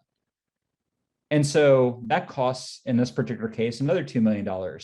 And so we ask ourselves, you know, sort of letting the decision maker be the decision maker. Mr. Decision Maker, you already said that it's worth us spending $2 million in order to avoid the, you know, the consequences of losing 100 megawatts of capacity. How about spending 2 more in order to avoid the consequences of losing 200 megawatts of capacity under these more extreme climate scenarios? And he's going to say, well, how likely is it that we're going to experience that if I don't invest there? And you're going to say, well, it's less likely than the last ones. These are more extreme climate scenarios. So, you know, I feel less certain that we're going to end up there. And maybe there's a chance that we would even be able to observe that we're headed in that direction and make the investment later. And he's going to decide whether or not it's worth it based off of the consequences associated with not making that decision, the amount of money that it costs to build that robustness, and the likelihood that he's going to have to experience the consequences associated with that scenario if he doesn't make that decision. And you basically just move up the chain in that particular way. And so that's basically steps 3 and 4. Step 5 is really about the institutionalization process. I have a lot to say there, but we're not going to get to it today. It has a lot more to do with sort of how it is we take CRIDA and we put it into the internal confines of a particular agency. We've had quite a bit of success there with UNESCO, with California, DWR, with Udon Thani, and we can talk about those scenarios in a lot more detail when we're together. We can also talk about the types of institutional capacity that it takes to pull off various different types of plans, flexible and robust plans. But that's a really challenging thing to sort of have a discussion about, like sort of in a lecture format. So I'm going to leave it there and just say that we have this awesome, oh, sorry, go ahead, Guillermo. You can show the last slide before, real quick, just so one more thing about the last slide. This incremental cost chart is really useful, and it's one of these weird things. John is an economist, I'm a water guy, and we've switched interesting careers almost. One thing to take home about this graph is you can imagine how useful it is. It's simple but very useful to me. Imagine that the blue box there, the $2 million for the initial investment could be used the direct project funds you have. You have project funds, that's what you fund, your base level investment. Then the question is, are you willing to pay more? And that could be separate money. That could be a separate kind of loan. It could be a resilience grant from the World Bank. It could be another thing we think about is in the collaborative approaches is multi-purpose projects. In Thailand, we used funding from recreation and parks to fund resilience. So it helps know what you're paying for. So $2 million could be paid for by direct project funds. The additional $2 million could be for another series of funds. So it helps break down the costs and who's paying for what and who's paying for what risk reduction. That's it. Thanks, G. Yeah, so I think we'll move to the Mentimeter thing now, but I just want to pitch this case. I just talked about the Zambia case a little bit. It's a really cool study. It involves the world's largest dam, which actually is so big that it changed the rotation of the Earth around the sun. It changed the wobble. So anyway, a fun thing to sort of for us to discuss, just another sort of topic of discussion when we get to December. All right. Just a sales pitch to show up when we come to town. I will stop sharing here, and that will move us to the next Mentimeter thing. Yes. Yes. So well, Guillermo, there's another Mentimeter thing, and the idea here was actually to take some direct feedback from the audience. And so, yeah, I'm indifferent, I guess. I mean, I feel like for the purpose of time, we probably like choose one or the other. But maybe it's a good idea for us to open the floor to hear from the participants, or we can sort of have individuals rate their own city's flood risk and try to plot themselves on the level of concern now. So what is Victor, Guillermo, what do you guys think? yeah, Guillermo, what do you think? Victor, I'm going to have you decide. You're the boss here. All right. So in this case, I think what would be useful is are other questions that we have, because this is based on the lecture that John just gave, and it'll also give participants some insights into, how they can kind of identify, with the aspects that were discussed. So maybe we can do this one. Okay. Sounds good. Yeah. So it sounds like you guys are already getting it. But basically the idea is for you to think about the probability of your flooding failure. So you have to think about what failure means, and sort of, be honest there, sort of what failure means in your city. Should be a little bit different for everybody. And then what's the consequence of that flooding? And so you rate those two things. And what we're doing right now is the risk assessment, right? Yeah. So this is telling us where we plot on the y-axis of our level of concern analysis. Okay, so it's actually cool. I like the way you can see the distribution of answers underneath here. It looks like definitely a lot of distribution underneath of high probability of flooding failure and a little bit more of a bell shape for the consequence. People sort of putting the consequence somewhere in the middle. So that's really cool. Okay, so let's move on to the next one. Okay, so the idea here is to assess the analytical uncertainty. So he said one of the cool things I think about CRIDA, and this is really something that Kristen Gilroy, one of our colleagues, came up with, which is like, especially in these climate analyses, you want to assess not just what the analysis says, but also your confidence in your analysis. And so, yeah, here you want to think about what's the quality of the types of flood risk data and models that you might use in your work. What's the uncertainty in future flood scenarios? Is it high or is it low? And what's the capacity of your city to adapt to changing risks? So this is all important for determining whether we favor robust or flexible solutions. So if the quality of your flood risk data and models is really good, then maybe you want more robust solutions because you feel like you understand the problems facing your city better. If the uncertainty in your future flood risk scenarios is low, then maybe you favor more robust solutions, right? And if the capacity of your city to adapt to changing risks is low, then again, you're going to favor more robust solutions. And the reason is because it's just a little bit too difficult institutionally to, implement a flood risk plan in 10 steps or something like that. Yeah. Okay. Just to highlight that note about capacity, right? In order to effectively adapt, you need to be able to effectively monitor, enforce laws, because like I said, adaptation means making a decision today that doesn't affect you tomorrow, right? If you can't enforce something today for tomorrow, you have a problem, right? Yeah, it's a really important point, and it's not just something that's like, it's relevant everywhere. Like in the Corps of Engineers, for us to implement a new sort of flood plan, it literally, not figuratively, it requires an act of Congress. It can take years, and then even after that act of Congress, it requires a second act of Congress to raise the funds to put the thing in the ground. And so in our particular case, like, we would think our capacity to study problems is very, very high. Our capacity to implement solutions, especially like sort of in this flexible way, like sort of programmatically, is very, very low. And so, yeah, I think, different places, like, different ability to do these things. Okay, so this is the x-axis for our level of concern analysis. So now if we move on to the next slide, or sort of a little poll, what I want you to do is think back to where your city plotted in terms of the risk assessment, and then think about where you just put everything on the analytical uncertainty chart. And basically, I want you to grab that number 1 there that says your city and drag it on to where it belongs on this level of concern analysis. Yeah, there we go. So somebody put it sort of for high analytical uncertainty and low flood risk.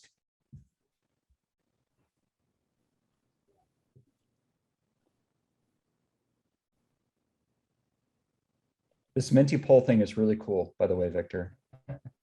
Yeah.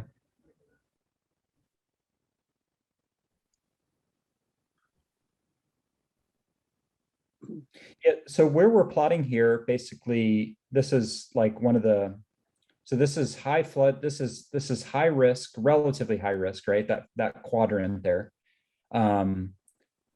Most of them are in this relatively high risk, relatively high analytical uncertainty quadrant, top right quadrant.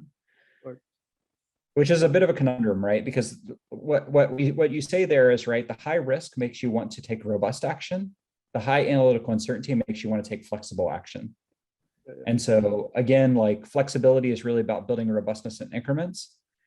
Oftentimes what we think about here is maybe you want to take one big robust action to start to deal with the high risk situation that really is like worrying you the most.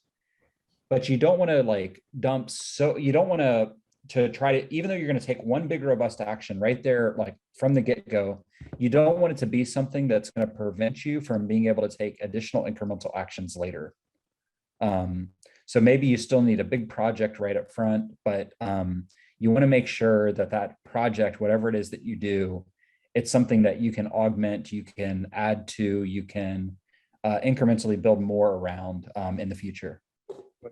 And you know, to me also, you know, green infrastructure lays a lot of promise here, right? So green infrastructure by nature, you know, can buy down risk, but also it's very adaptable, right? You know, the use of a floodplain to manage flood risk is very useful because you can still build a wall on your floodplain as long as you can protect the floodplain from people encroaching into it. Yeah, it's a great point. Okay. So yeah, just one last question. This is the last one. And this is just a chance for you to write in a word or two. I think I had some examples. I'm not sure if you guys can read them, like Victor and Nikita, if it's easy enough for you. I had a couple of example answers: uncertainty and climate risk, ability of the agency or the government that you work for to sort of implement, you know, big solutions over time, those sorts of things. So this is just an opportunity to reflect on sort of what the impediments to adaptive action might be. Yeah, there you go.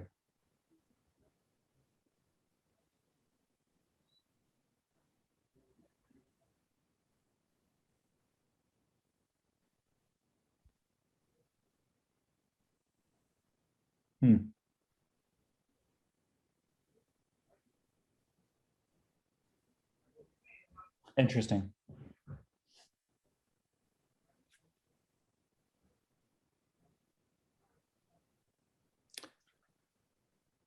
Well, uncertainty being the dominant one right now means that we're in the right space. You're doing the right course, yeah. Yeah, yeah. Wonderful. Data availability, yeah, wonderful.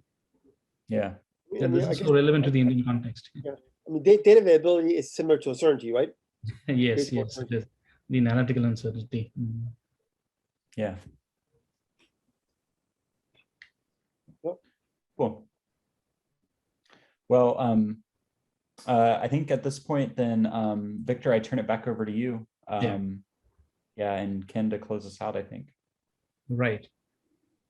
Yeah, thanks a lot, John. You know, I think you ran us through the whole process very efficiently. I know it was like you yourself pointed out, it is injustice to actually cover the whole thing in a couple of hours, but I think you did wonderful.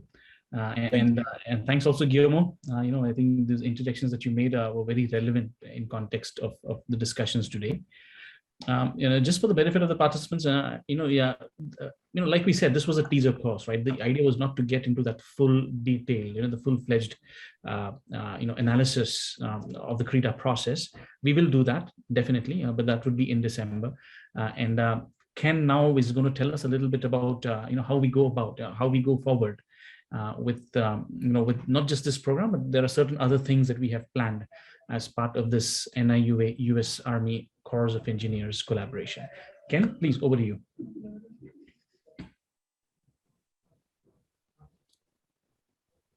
Now we can't hear you.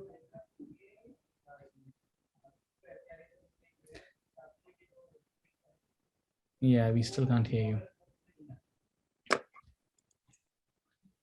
We've had so much trouble with Ken's mic over the last few days. It was working earlier. Can you hear me now? Now it's working. Yeah. Right. So apparently it's these things. All right. So I won't use those again.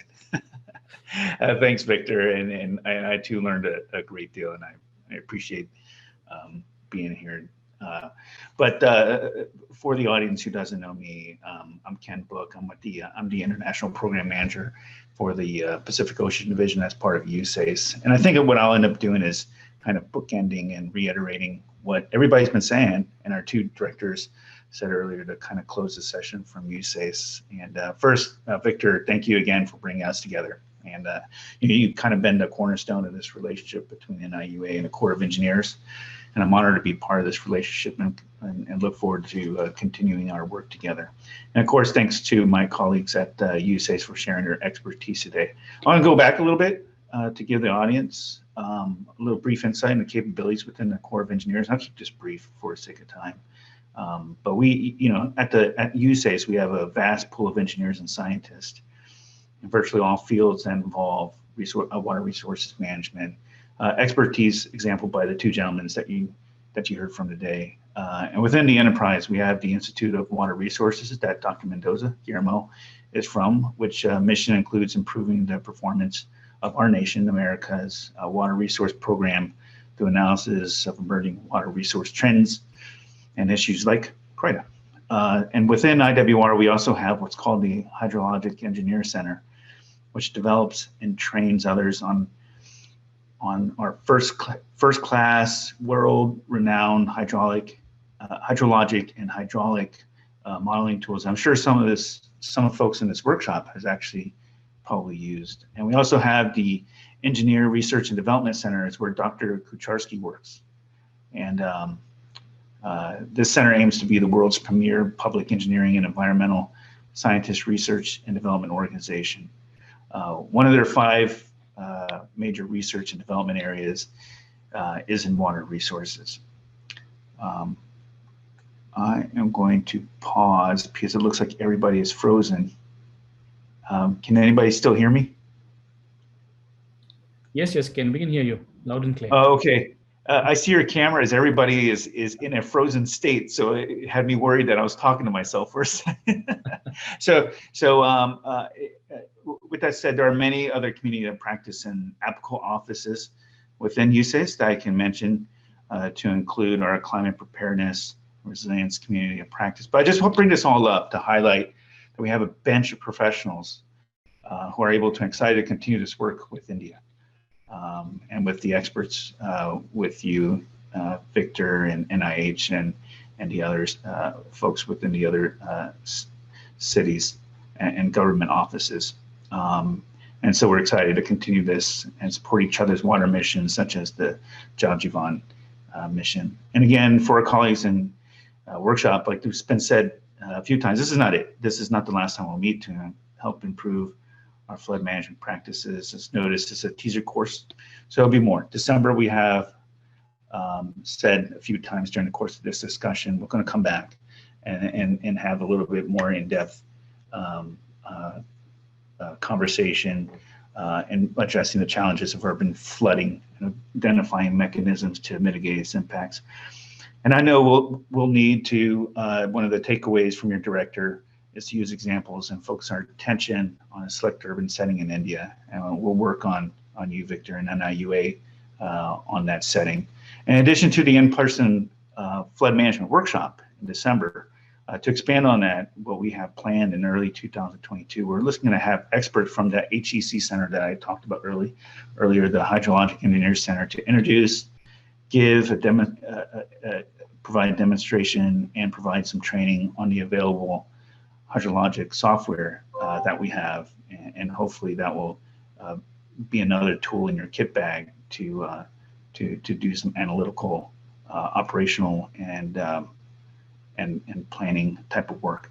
And lastly, we want to codify our relationship with like-minded partners, and hopefully we can do that with NIUA in the near future with the memorandum of understanding. And I think that's going to expand our partnership and open opportunities and exchanges for collaborative projects. And of course, our work together is fluid like water. So for the audience and for NIUA and who's out there, you know, feedback from this workshop is important, and it'll help shape the direction we want to go as a team. So just you know, reiteration that this is the first session, and we will definitely meet and continue our conversation in this to, you know, in order to this essential life-saving discussions. But with that said, thank you for your time and attention, and especially your enthusiasm. And I'll go ahead and pass the floor to you, Victor. Yeah, thanks a lot, Ken.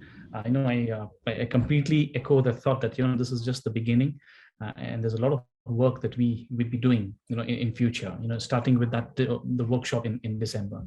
So what Ken also mentioned was that the suite of hydrological tools, you know, or models that the US Army has developed. And I'm sure for people working, for those of us working in this field, we may have used that at some point in time, you know, like the HAKE HMS or the HAKE RAS. There's also the HAKE RS DSS, a number of hydrological engineering center tools. And we'll also be trying to organize a kind of a workshop on that, you know, but that's a separate, you know, a separate event, you know, slightly more technical, hands-on modeling exercise that we will organize mostly for the technical institutions, right? So, you know, with that, I think the collaboration that NIUA and USACE has, you know, there are multiple opportunities, and that was reiterated by Damon and by Ken, and also by our director. And we'll try to leverage and explore as many as we could. So with this, I just want to again thank all the participants who have stayed back, you know, and gone through this, you know, to the last 2 hours, maybe a little bit more than 2 hours. And I hope you got something out of this, because this will be very useful. What we will do now is we're going to send you a small feedback form, and you will receive that in your emails perhaps tomorrow. We want to know from you, you know, how this program was, how this whole course was. Are there any specific areas that you want us to cover, you know, for that workshop that we are organizing in December? Are there certain elements that are not very clear to you? You know, just feel free, you know, to provide your feedback. Of course, it would be a structured form, but there would also be a section where we would allow you to invite you actually, you know, to send us your suggestions, right? So with that, you know, I just want to again thank Guillermo, you know, especially for staying up or getting up early actually at 3:30 in the morning, and but it did not reflect one bit, you know, in that enthusiasm that you always have, you know. So fantastic, Guillermo. It was wonderful to have you here, and John, of course, you know, that eloquency with which you have, you know, run the whole 2 sessions, you know, it was fantastic, and I think the participants also enjoyed it, right? Thank you also to my team, you know, who have been backstage and, you know, working very hard, letting people in, and you know, doing all the things that that let us actually only focus, you know, on the training. You know, you took care of the back end part of it, right? So we hope to see some of you in December. You'll have more information coming through your email boxes. We now have your email addresses, so we'll let you know when this is planned, and then hope to see you in December. Thank you very much, everybody.